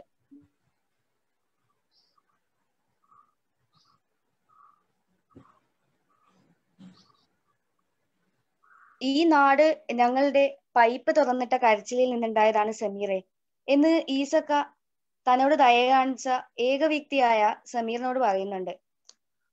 അപ്പോ ആ വരികളിൽ പ്രവാസം എന്താണെന്ന് വളരെ വ്യക്തമായിട്ട് തന്നെ മനസ്സിലാകുന്നുണ്ട്. പ്രവാസികളുടെ ഉള്ളിലെ വിഷമങ്ങൾ എത്രത്തോളാണെന്ന്. ഒരുപക്ഷെ നമ്മുടെ മലയാളികളുടെ എല്ലാം ഒരു കാലത്ത് മനസ്സിലുണ്ടായ ചിന്താഗതി എന്ന് വെച്ചാൽ പ്രവാസികളിൽ എപ്പോഴും സന്തോഷത്തോടെ ഇരിക്കുന്നവരാണ്. ചിരിച്ചുകൊണ്ട് പോകുന്നു, ചിരിച്ചുകൊണ്ട് വരുന്നു. അപ്പോൾ നമ്മുടെ മനസ്സിലെ ഒരു തെറ്റിദ്ധാരണയായിരുന്നു പ്രവാസികളുടെ മനസ്സിൽ എപ്പോഴും സന്തോഷം മാത്രമാണ് ഉണ്ടായിരുന്നത്. ഒരുപക്ഷെ ആട് ജീവിതം പോലെയുള്ള നോവലുകൾക്ക് ശേഷമായിരിക്കാം മലയാളികൾ പ്രവാസ ജീവിതത്തിനെ കുറിച്ച് കൂടുതൽ അറിഞ്ഞത്. അപ്പൊ പ്രവാസ ജീവിതത്തിന് വളരെ വ്യക്തമായി പ്രവാസ ജീവിതത്തിലെ വ്യസനങ്ങളെ വളരെ വ്യക്തമായി വിവരിച്ച കഥകളിൽ ഒന്നായിട്ടാണ് എനിക്ക് ഈസയെ തോന്നിയത്. ഇതില് ഈസക്ക പറയുന്നുണ്ട്, ദൂരെ നിന്ന് നോക്കി കൊതിച്ചൊക്കെ വാങ്ങി കുടുംബത്തിന് നൽകുമ്പോൾ അവരുടെ അടുക്കി പിടിച്ച സന്തോഷമായിരുന്നു ഞങ്ങളുടെ ഏറ്റവും വലിയ സമ്പാദ്യം. ഒരു ലഹരി പോലെ അത് വീണ്ടും വീണ്ടും വ്യാമോഹിപ്പിച്ച് അതെ ഒടുങ്ങാത്ത വ്യാമോഹം ജീവിച്ചിട്ടില്ല, പകരം അതിനായി മാറ്റിവെച്ചു എല്ലാം. ഈസയുടെ ഈ വാക്കുകൾ യാഥാർത്ഥ്യങ്ങളാണ്. കുടുംബത്തിന്റെ സന്തോഷം തന്റെ സന്തോഷമായി കരുതിയിരിക്കുന്ന പല പ്രവാസികളുടെയും ജീവിതത്തിലെ യാഥാർത്ഥ്യം. എന്തെങ്കിലും നാട്ടിൽ വന്ന് ജീവിക്കണം, ഇതിനിടയിൽ ഞാൻ മരിച്ചുപോയത് ഒരു അർഹതയില്ലായ്മയാണോ സാർ എന്ന് ഈസ ഈ കഥയിൽ ചോദിക്കുന്നുണ്ട്. ഈസയുടെ ഈ ചോദ്യത്തിന്റെ ഉത്തരം സമീറിന് നൽകാൻ കഴിയുന്നില്ല. കഥ തീരുന്നത് വരെയും അതിനുത്തരം കിട്ടുന്നുമില്ല. അപ്പൊ വായനക്കാരായിരിക്കണം അതിനുത്തരം നൽകേണ്ടത്, കണ്ടെത്തേണ്ടത്. മരിച്ചവന്റെ മുറിവുകൾ കൊന്നവന്റേതു മാത്രമാണ്. ഇതാണ് എന്റെ മനസ്സിൽ ഏറ്റവും കൂടുതൽ തറച്ച വരി എന്ന് പറയുന്നത്. ജീവിച്ചിരിക്കുമ്പോൾ നല്ലൊരു വ്യക്തിത്വമായിരുന്നിട്ടും മരിച്ചു കഴിഞ്ഞപ്പോൾ മരിച്ചു കഴിഞ്ഞാൽ അയാൾ ദുരാത്മാവായി ചിത്രീകരിക്കുന്ന സമൂഹത്തിന്റെ തെറ്റായ ഏർപ്പാടിനെ വിമർശിക്കാൻ പോകുന്ന വരികളായിട്ട് എനിക്കിത് തോന്നുന്നു. ഈസ ശരിക്കും മരിച്ചുവോ? മരിച്ചവർക്ക് ജലപാനമുണ്ടോ? ശൈത്യം അനുഭവപ്പെടുമോ എന്ന ചോദ്യങ്ങൾ നമ്മുടെ മനസ്സിൽ രൂപപ്പെടുമ്പോഴാണ് ഈ കഥയുടെ ഭാവനാത്മകതയെ നാം മനസ്സിലാക്കേണ്ടത്. ജീവിച്ചിരിക്കുന്നവർക്ക് മാത്രമല്ല മരിച്ചവർക്കും നോവും വ്യസനങ്ങളും ദുഃഖങ്ങളും ഖേദവുമുണ്ട്. ഞാൻ നന്നായി ജീവിച്ചില്ലല്ലോ എന്നോർത്തുള്ളത്. ഇപ്പോ ഈസാ നബി ആയാലും യേശു ക്രിസ്തു ആയാലും മരണപ്പെട്ടത് ലോകത്തിന്റെ പാപം പരിഹരിക്കുന്നതിനിടയിലാണ്, അല്ലെങ്കിൽ ലോകത്തിനെ പാപമോചിതമാക്കുന്നതിനിടയിലാണ്. അപ്പോ അതുപോലെ ഓരോ പ്രവാസിയും മറ്റുള്ളവർക്കായി സ്വന്തം ജീവിതം ബലിയർപ്പിക്കുന്നു. മറ്റുള്ളവരുടെ പ്രശ്നം പരിഹരിക്കാൻ വേണ്ടി സ്വന്തം ജീവിതം തന്നെ ത്യജിക്കുന്നു. ആ ഒരു അർത്ഥത്തിലായിരിക്കാം ഈസ എന്ന ഈ പേര് വന്നിട്ടുണ്ടാകുക എന്ന് ഞാൻ വിചാരിക്കുന്നു.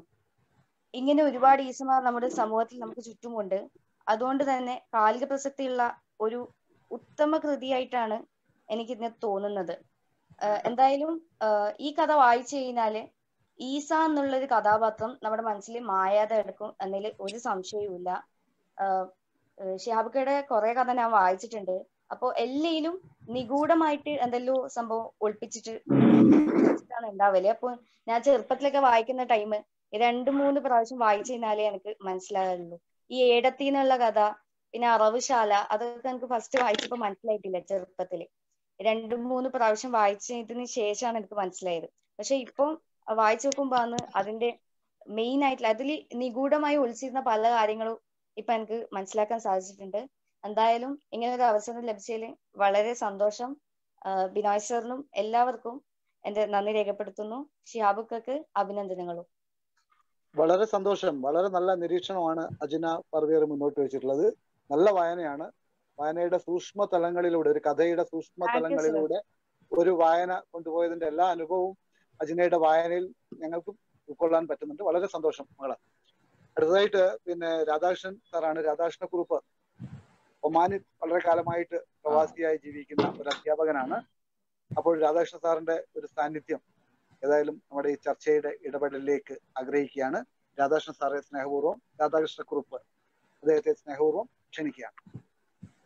പ്രിയപ്പെട്ട എഴുത്തുകാരൻ ഷിഹാബുദ്ദീൻ, വളപട്ടണം പഞ്ചായത്തിലെ ലൈബ്രറിയിലെ സംഘാടകർ, ഈ മോഡറേറ്റർ ശ്രീ ബാബുരാജ്, ശ്രീ അബ്ദുൾ റഹ്മാൻ, ഇതിനകത്ത് ഇതിന്റെ സംഘാടകരെ, ലൈബ്രറിയനെ കുറിച്ച് ഒരുപാട് പേര് പറഞ്ഞു. ഞാൻ കണ്ടിട്ടില്ല, എങ്കിലും കാണാത്ത അകലെ ഇരിക്കുന്ന എൻ്റെ പ്രിയങ്കരായ സ്നേഹിതരെ, ഒരു കഥ ആ എഴുത്തുകാരൻ്റെയോടൊപ്പം ആ കഥയെക്കുറിച്ച് സംസാരിക്കുക എന്നത് ഒരു വലിയ ഉത്തരവാദിത്വമായിട്ടാണ് ഞാൻ കണക്കാക്കുന്നത്.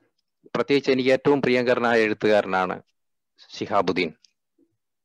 വളപട്ടണം അതുകൊണ്ട് തന്നെ എൻ്റെ ഏറ്റവും പ്രിയങ്കരമായ ഒരു സ്ഥലം കൂടിയാണ്.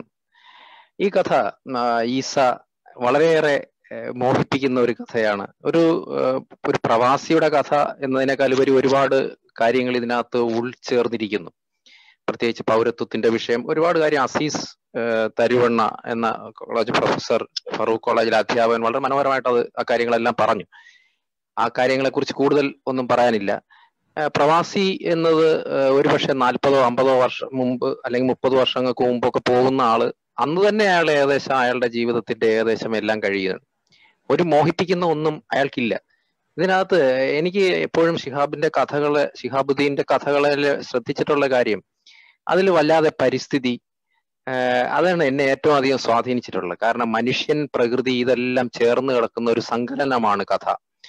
ഇവിടെ ആകാശത്ത് വിചിത്രമായ കടും നീലയും അതിലേറെ വിചിത്രമായ ചുവപ്പും കരിഞ്ഞുകൊണ്ടിരുന്നു എന്നൊക്കെ പറഞ്ഞിട്ടാണ് അദ്ദേഹം, അത് കാവ്യഭംഗിയുള്ള വരികൾ കഥകളിൽ ഇടയ്ക്കിടയ്ക്ക് ഇങ്ങനെ പൊഴിഞ്ഞു വീഴുന്നത് എത്ര ആഹ്ലാദത്തോടു കൂടിയാണ് വായിക്കാൻ കഴിയുക. കഥ ഒരു മനുഷ്യന്റെ പ്രവാസം ഒരു തരത്തിൽ അയാളെ ഒരു സെൻസ് ഓഫ് എക്സൈൽ, അയാളെ പുറത്താക്കുകയാണ്. അയാൾ മരിച്ചോ ജീവിച്ചോ എന്ന് പോലും അറിയാൻ കഴിയാത്ത തരത്തിൽ അയാളെ ആളുകൾ അല്ലെങ്കിൽ ഒഴിവാക്കുന്നു. ഈ കോവിഡ് കാലത്ത് ഒരുപക്ഷെ നമ്മൾ ശവശരീരങ്ങൾ പോലും അതിന്റെ മുഖം പോലും കാണാതെ അടക്കപ്പെടുന്ന ഒരു കാലഘട്ടത്തില് ഇങ്ങനെ എത്രയോ ആളുകൾ അർഹമായ അവരുടെ ഒരു അവസാന യാത്രയ്ക്ക് പോലും കഴിയാതെ അവസാനിക്കുന്ന എത്രയോ മനുഷ്യർ. പിന്നീട് റേഷൻ കാർഡിലോ ആധാറിലോ ഒന്നും പേരില്ല എന്നതുകൊണ്ട് അവൻ ഈ ഭൂമിയിൽ ജീവിച്ചിരുന്നു എന്ന് പോലും ആരും അംഗീകരിക്കാത്ത ഒരു അരാഷ്ട്രീയമായ അല്ലെങ്കിൽ ഭരണകൂടങ്ങൾ അങ്ങനെയൊക്കെ ചിന്തിക്കുന്ന ഒരു കാലഘട്ടത്തിലാണ് നമ്മൾ ജീവിക്കുന്നത്. അതുകൊണ്ട് തന്നെ ഈ കഥയ്ക്ക് ഒരുപാട് പൊളിറ്റിക്കൽ ആയിട്ടുള്ള മാനമുണ്ട്, മാനുഷികമായ മാനങ്ങളുണ്ട്. ഈ കഥ ഒരുപക്ഷെ നാളെ കേരളത്തിൽ എമ്പാടും ചർച്ച ചെയ്യപ്പെടാൻ പോകുന്ന ഒരു കഥയാണ് എന്നത് ഉറപ്പാണ്. പിന്നെ ഈസ എന്ന ഒടുവിലെത്തുന്ന ഒരു സേവിയർ, ഈസ എന്ന പേരിടയില് അതൊക്കെ തന്നെ ഒരുപാട് അർത്ഥതലങ്ങളുള്ളതാണ്. റെഡീമർ എന്ന് പറഞ്ഞൊരു ബോട്ടിൽ യാത്ര ചെയ്യുമ്പോഴാണ് കുമാരനാശാൻ മരിക്കുന്നത്. ഈസ എന്നത് നമ്മുടെ ഈ കാലഘട്ടത്തില് ഇത്തരം പേരുകൾ തന്നെ ഒരുപാട്, ഒരു രക്ഷകനില്ലാത്ത ഒരു കാലഘട്ടത്തിലാണ് നമ്മൾ നിൽക്കുന്നത് എന്നുള്ളിടത്താണ്. പിന്നെ മരണത്തിന്റെയും ജീവിതത്തിന്റെ ഇടയിൽ വ്യത്യസ്തത വഹിച്ചുകൊണ്ടിരിക്കുന്ന ഏതോ ഒരു ഗന്ധം എന്നൊക്കെ പറയുന്ന ഒരുപാട് വാക്കുകൾ. നൈരാശ്യത്തിന്റെ ഏതോ മരുഭൂമിയിൽ മുൾമരങ്ങളെ ഓർമ്മിപ്പിച്ചു. ജീവിതം പ്രത്യേകിച്ച് നമ്മളൊക്കെ പോലുള്ള ആളുകൾ ഇവിടെ വന്നപ്പോൾ കുറച്ച് ഈ നേരത്തെ സാർ സൂചിപ്പിച്ചതുപോലെ പല തട്ടിലുള്ള ആളുകളുണ്ട്. പക്ഷെ ഏറ്റവും കൂടുതൽ അടിസ്ഥാന വിഭാഗത്തിൽപ്പെട്ട ഈ പറഞ്ഞ അടുക്കി വയ്ക്കപ്പെട്ട ബങ്കറുകളിലെടുത്ത് കിടന്നുറങ്ങുന്ന ഒരുപാട് അവരുടെ ജീവിതം നാട്ടിലെ അവരുടെ മക്കൾക്ക് വേണ്ടിയും കുടുംബത്തിന് വേണ്ടിയും അവരുടെ ജീവിതം ഹോമിക്കുകയാണ്.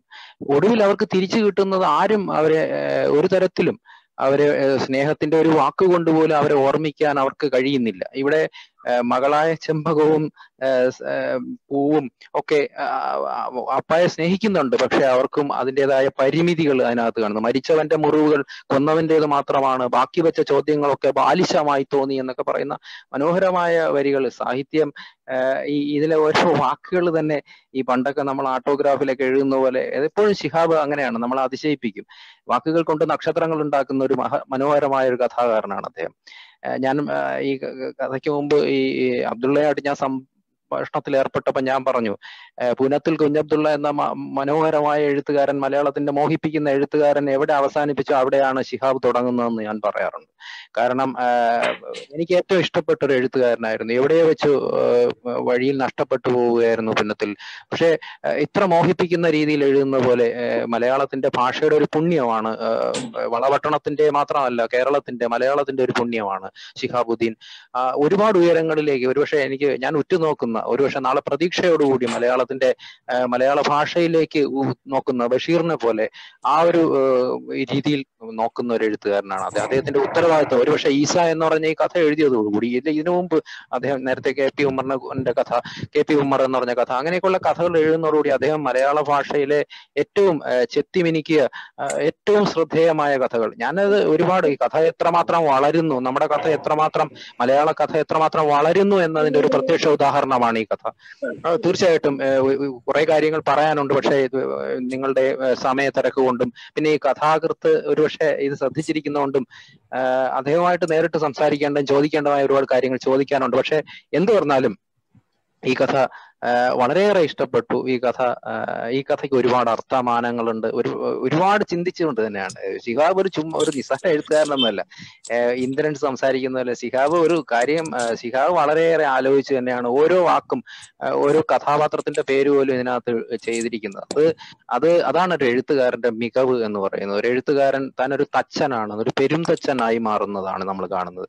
ശിഹാബിനും ഈ വളപട്ടണം പഞ്ചായത്ത് ലൈബ്രറിയിലെ നിങ്ങളെ പോലുള്ള ചെറുപ്പക്കാര്, അവരാണ് ശരിക്കും പറഞ്ഞാൽ വായനയെ എഴുത്തിനെയൊക്കെ ഇങ്ങനെ ആഘോഷിക്കുന്നത്. അവിടെ അതിന്റെ ഇൻട്രോ വീഡിയോയിലെ കുട്ടികൾ, ശരിക്കും എനിക്ക് വലിയ പ്രതീക്ഷയുണ്ട് ഈ കോവിഡ് കാലത്ത് ലോകം അങ്ങനെ അക്ഷരങ്ങളിലേക്കും വാക്കുകളിലേക്കും വായനയിലേക്കും ഒക്കെ മടങ്ങി വരുന്ന ഒരു കാലം. അത് തീർച്ചയായിട്ടും മോഹിപ്പിക്കുന്നതാണ്, സന്തോഷിപ്പിക്കുന്നതാണ്. ശിഹാബുദ്ദീനെ മലയാള കഥാരംഗത്ത്, സാഹിത്യരംഗത്ത് മലയാളത്തിലെ ഒരുപാട് കാര്യങ്ങളിൽ സംഭാവന ചെയ്യാനുണ്ട് എന്നത് ഓർമ്മിപ്പിച്ചുകൊണ്ട് ഞാൻ എൻ്റെ വാക്കുകൾ അവസാനിപ്പിക്കുന്നു. വളപട്ടണം വായനശാലയ്ക്ക്, അതിന്റെ പ്രവർത്തകർക്ക്, പ്രത്യേകിച്ച് ശിഹാബുദ്ദീന് എല്ലാ അഭിനന്ദനങ്ങളും നേരുന്നു. സന്തോഷകരമായ ഒരു ദിവസമാവട്ടെ. ജഗദീശ്വരൻ നിങ്ങളെല്ലാവരും അനുഗ്രഹിക്കട്ടെ എന്ന് പ്രാർത്ഥിക്കുന്നു. സന്തോഷം മാഷയുടെ നിരീക്ഷണങ്ങൾക്ക് വളരെ നന്ദി. തുടർന്നും ഞങ്ങളുടെ സാഹിത്യ തീരത്തിന്റെ ചർച്ചകളിൽ പങ്കെടുക്കണം. താങ്കളുടെ സാന്നിധ്യം ഞങ്ങൾ ആഗ്രഹിക്കുന്നുണ്ട്. താങ്കളുടെ വിലയേറിയ വാക്കുകളും ഞങ്ങൾ ഇനിയും കാത്തിരിക്കുന്നു. സന്തോഷം. തുടർന്ന് ചർച്ച പോവുകയാണ്. നമ്മുടെ സുന്ദർ ചിറക്കൽ കഥാകൃത്ത്, അതിനെല്ലാം അപ്പുറത്ത് ശിഹാബിന്റെ സാഹിത്യ ജീവിതത്തെ ഒരു നിഴൽ പോലെ പിന്തുടരുന്ന ഒരാളും കൂടിയാണ് ശ്രീ സുന്ദർ ചിറക്കൽ. ഇതിൽ ഉണ്ടാവുമെന്നാണ് എന്റെ പ്രതീക്ഷ. അദ്ദേഹം സംസാരിക്കും.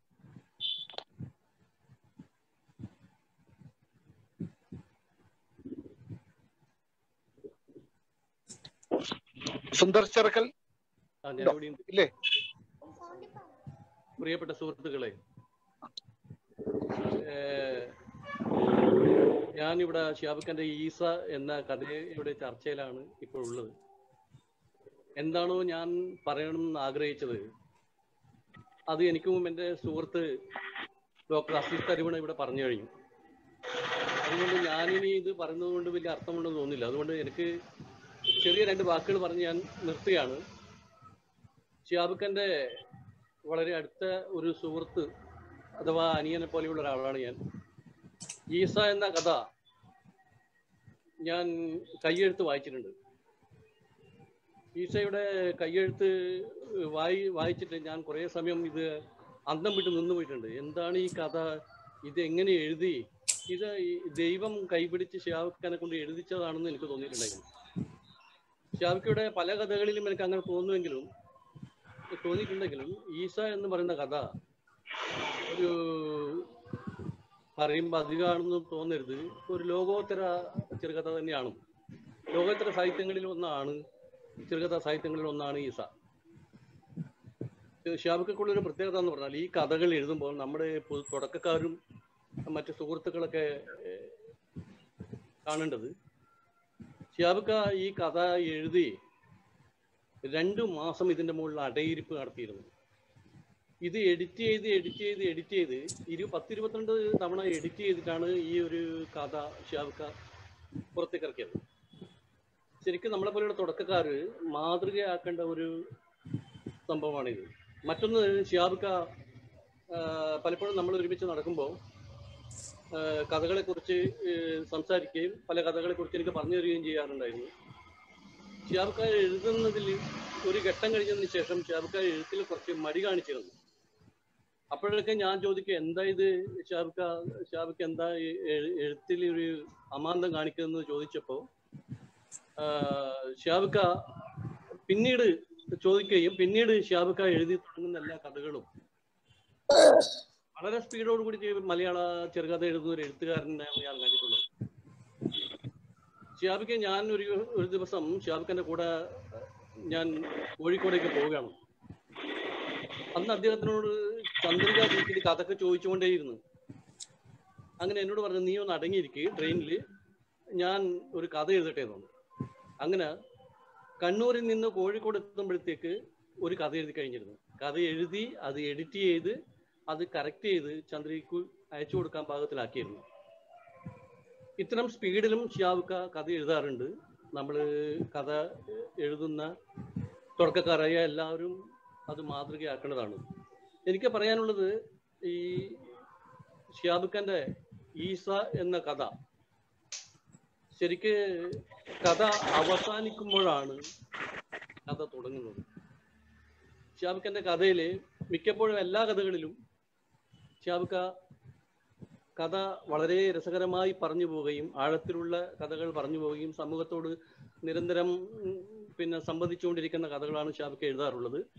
ഷിഹാബുക്കന്റെ ഈ കഥ പ്രത്യേകിച്ച് ഈ കഥ ഷിഹാബുക്ക കഥ എവിടെയാണോ അവസാനിപ്പിക്കുന്നത് അവിടെയാണ് കഥ തുടങ്ങുന്നത്. ഇത്രയും പറഞ്ഞുകൊണ്ട് ഞാൻ എൻ്റെ വാക്ക് നിർത്തുന്നു.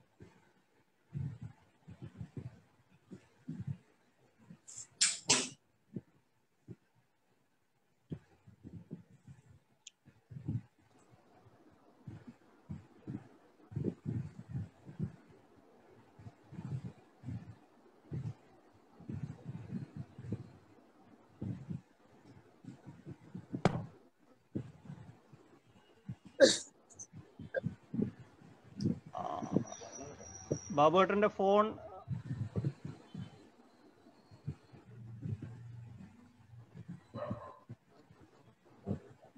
ഫോൺ കംപ്ലൈന്റ് ആയോന്ന് എനിക്ക് സംശയമുണ്ട്. അത് നെറ്റ് കട്ടായതാണോ സംശയമുണ്ട്.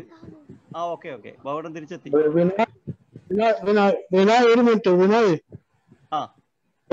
അല്ല, തിരിച്ചെത്തി. മോഡറേറ്റർ തിരിച്ചെത്തുന്നു. അല്ല, നമ്മളെ ഈ ചാർജ് തീരാനായി, ലോ ആയി.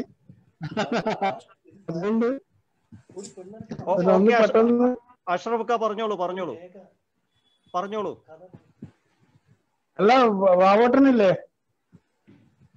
ബാബുവേട്ടൻ കണക്ഷൻ ശരിയായി വരുന്നേ ഉള്ളൂ. അപ്പോഴേക്കും അഷ്റഫിക്ക് പറയാം ആ സമയം കൊണ്ട്. തിരിച്ചെത്തി. ഓക്കെ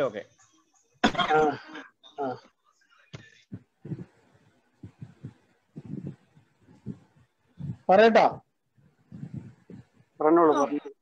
ബാബുവേട്ട റെഡിയായോ?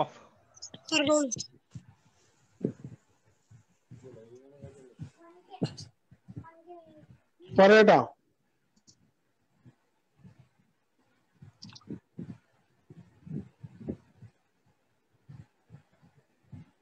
പറഞ്ഞോളൂ.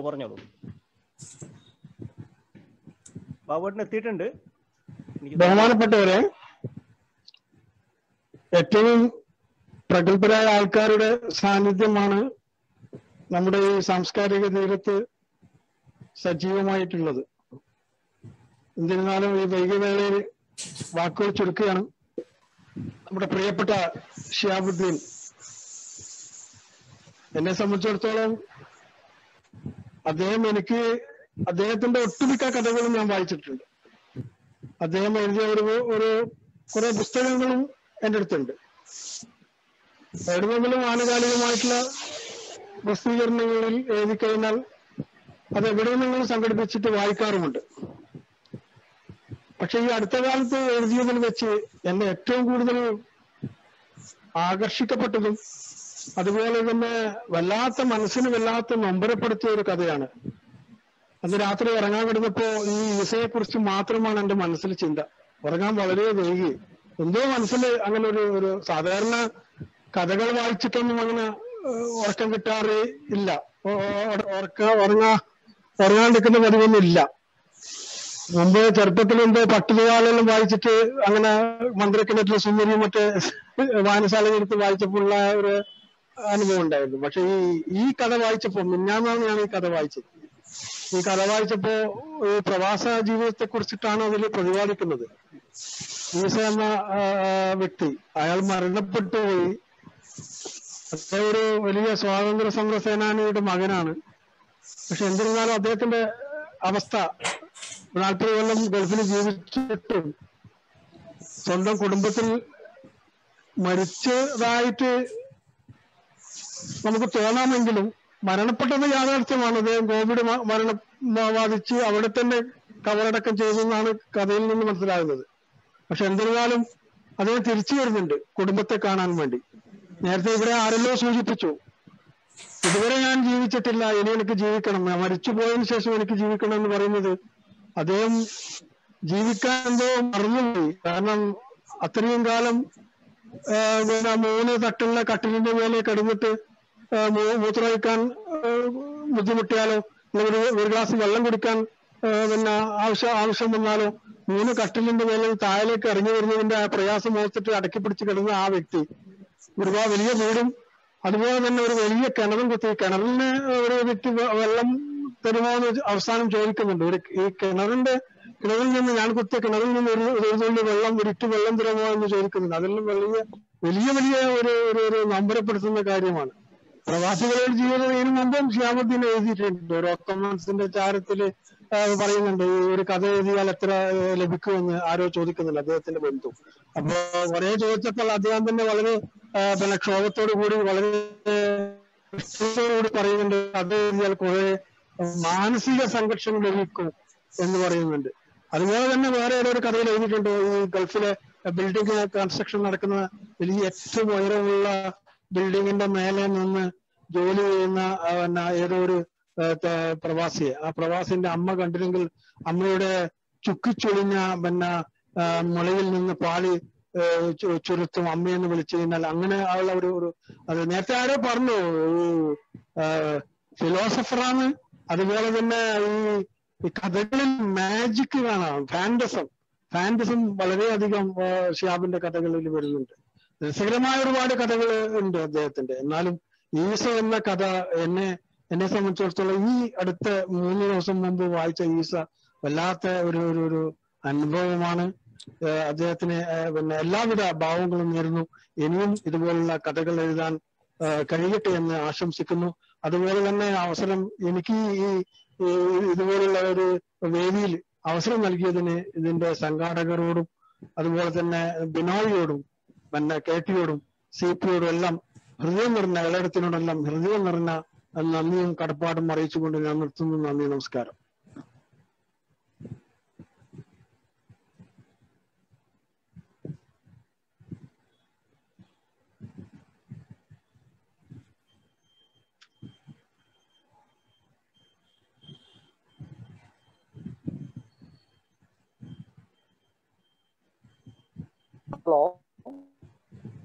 കേൾക്കുന്നുണ്ടോ?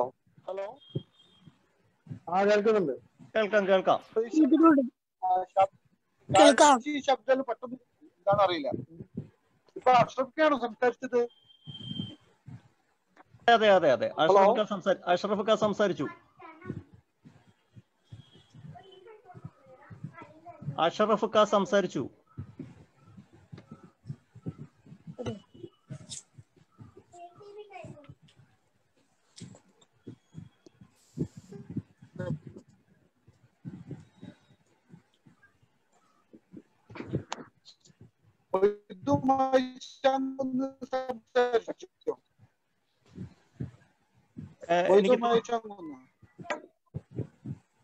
ഹലോ, കേൾക്കാം. ബിനോയ്, എന്താണ് പറ്റിയെന്നറിയില്ല. ഇത് കണക്ഷൻ ഇത് നീണ്ടുപോലെ എന്താണോ? നമ്മുടെ മൊയ്തു മൈച്ചാമുണ്ടോ? ഇതിലുണ്ടോ? അദ്ദേഹത്തെ നമുക്ക് സംസാരിക്കാനായിട്ട് ഇല്ല, എത്തിയിട്ടില്ലാന്ന് തോന്നുന്നു. അഷ്റഫ് സംസാരിച്ചു. സാബർ വളവട്ടണം.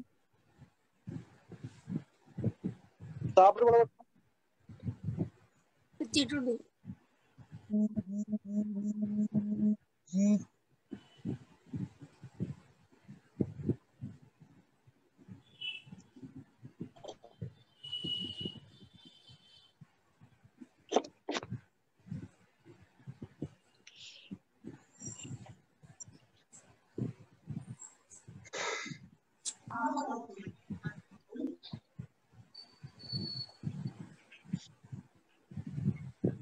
സാബർ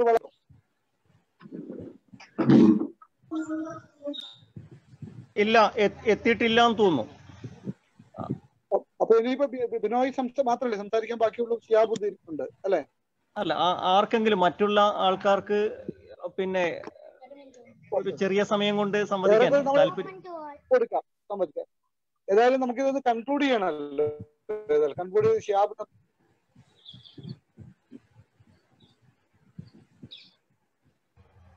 എനിക്ക് തോന്നുന്നു ബാബുട്ടന്റെ ഡാറ്റ തീർന്നതാണ് പ്രശ്നം തോന്നുന്നു. നമ്മൾ ഉദ്ദേശിച്ചതിനേക്കാൾ ഒരുപാട് സമയം വൈകിയതുകൊണ്ട് പലരുടെയും ഡാറ്റ തീർന്നു തുടങ്ങിയിട്ടുണ്ടാവും. പിന്നെ എന്തായാലും ചെറിയ സമയം കൊണ്ട് ധാരാളം ആൾക്കാരുണ്ട്. ഷിഹാബുക്കയുമായി വളരെ അടുത്ത ബന്ധം സൂക്ഷിക്കുന്ന ആൾക്കാരുണ്ട്, മികച്ച വായനക്കാരുണ്ട്, എഴുത്തുകാരുണ്ട്. അപ്പോൾ ചെറിയൊരു സമയം കൊണ്ട് എല്ലാവരുടെയും ഒന്ന് പങ്കുവച്ചാൽ ഷിഹാബുക്കയുടെ ഒരു ഇത് കൺക്ലൂഡ് ചെയ്ത ഒരു സംഭാഷണത്തിലേക്ക് കടക്കാം.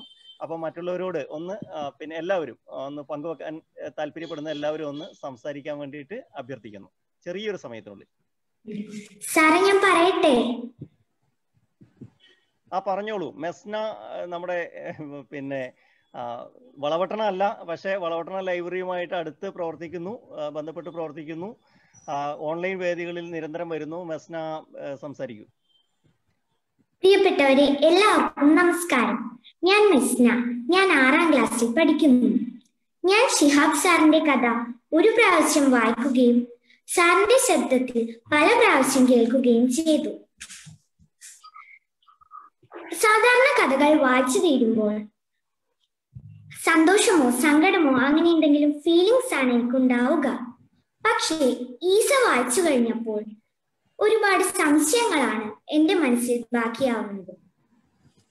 ജീവിക്കാതെ ജീവിച്ച ഈസയുടെ മനസ്സ് മാത്രമാണോ സ്വന്തം നാട്ടിലേക്ക് തിരിച്ചു വന്നിട്ടുണ്ടാവുക? മരണത്തോടെ എല്ലാം അവസാനിക്കുന്ന അവസ്ഥയിൽ എങ്ങനെയായിരിക്കും ഈസയെ മറ്റുള്ളവർക്ക് കാണാൻ കഴിഞ്ഞിട്ടുണ്ടാവുക? ഈസയുടെ മരണത്തിൽ സങ്കടപ്പെടുന്ന ഭാര്യയ്ക്കും മക്കൾക്കും ഈസയെ അവസാനമായി കാണാൻ കഴിയാത്തതിന്റെ ദുഃഖത്തിൽ നിന്നും ഈസ വീട്ടിൽ തിരിച്ചെത്തിയതായുള്ള തോന്നലാവുമോ ഈസയെ കണ്ടത്?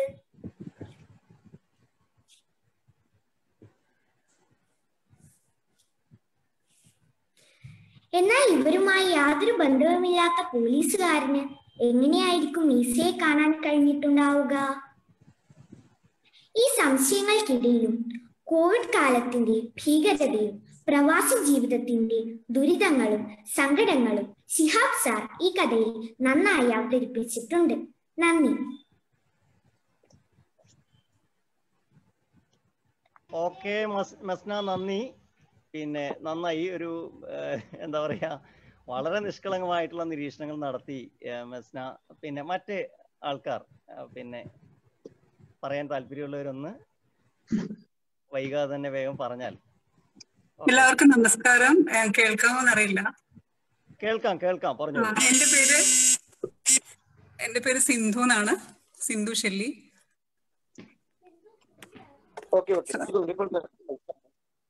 സോറി, ഞാന് വളപട്ടണം എന്ന് പറയുന്ന സ്ഥലത്ത് ഒരിക്കലേ വന്നിട്ടുള്ളൂ. ഷിഹാബിക്ക് എനിക്ക് നന്നായി അറിയാം, ഇസ്മാഷ് നന്നായി അറിയാം. പിന്നെ ഇപ്പോ UAE-യിലാണ് ഉള്ളത്. കോവിഡ് കാലത്തിന്റെ ഭീകരതകളിലൂടെ കഷ്ടപ്പെട്ട് കഴിഞ്ഞ മാസം ഇവിടെ എത്തിയതാണ്. 3 കോവിഡ് ടെസ്റ്റ് ഒക്കെ കഴിഞ്ഞ് 3 നെഗറ്റീവ് ആയിട്ടൊക്കെ. വേറൊരു കാര്യം പറയാനുള്ളത്, ഞാൻ മാഷിനോട് റിക്വസ്റ്റ് ചെയ്ത ലിങ്ക് വാങ്ങിച്ചതിൽ വന്നതാണ്. ഞാൻ ഈസ എന്ന് പറയുന്ന കഥ വായിച്ചിട്ടില്ല. ഞാൻ ഷിഹാബിക്കയുടെ റൂട്ട് മാപ്പ് എന്ന് പറയുന്ന കഥയാണ് അവസാനം വായിച്ചത്. എങ്ങനെയെങ്കിലും എനിക്ക് ആ കഥയൊന്ന് കിട്ടണം, അത് റിക്വസ്റ്റ് ചെയ്യാൻ വേണ്ടിയിട്ടാണ് ഞാനിപ്പോ സംസാരിച്ചത്. ഒരുപാട് വല്ലാതെ ഷിഹാബിക്കയുടെ എല്ലാ കഥകളെയും പോലെ തന്നെ ഒരുപാട് ജീവിതങ്ങളും ഒക്കെ ഉള്ള ഒരു കഥയാണെന്ന് മനസ്സിലാവുന്നത് കേൾക്കുമ്പോൾ. അപ്പോൾ പിന്നെ ഷിഹാബിക്ക് അഭിനന്ദനങ്ങളും ഈ ഒരു പുതിയ നേട്ടം ലഭിച്ചതിൽ. Thank you.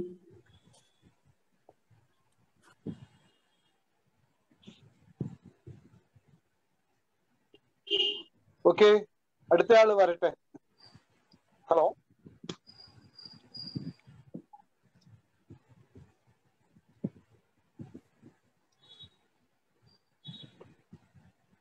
നിങ്ങൾക്ക് ഈ സൂം ആപ്പ് അവിടെ നിങ്ങൾക്കൊക്കെ ദൃശ്യമാവുന്നുണ്ടോ എന്ന് എനിക്ക് അറിയില്ല. കാരണം എനിക്കിവിടെ വലിയ ഇതിന്റെ ഒരു കോംപ്ലിക്കേഷൻ ഇപ്പോഴും പിടിപെട്ടിരിക്കുകയാണ്.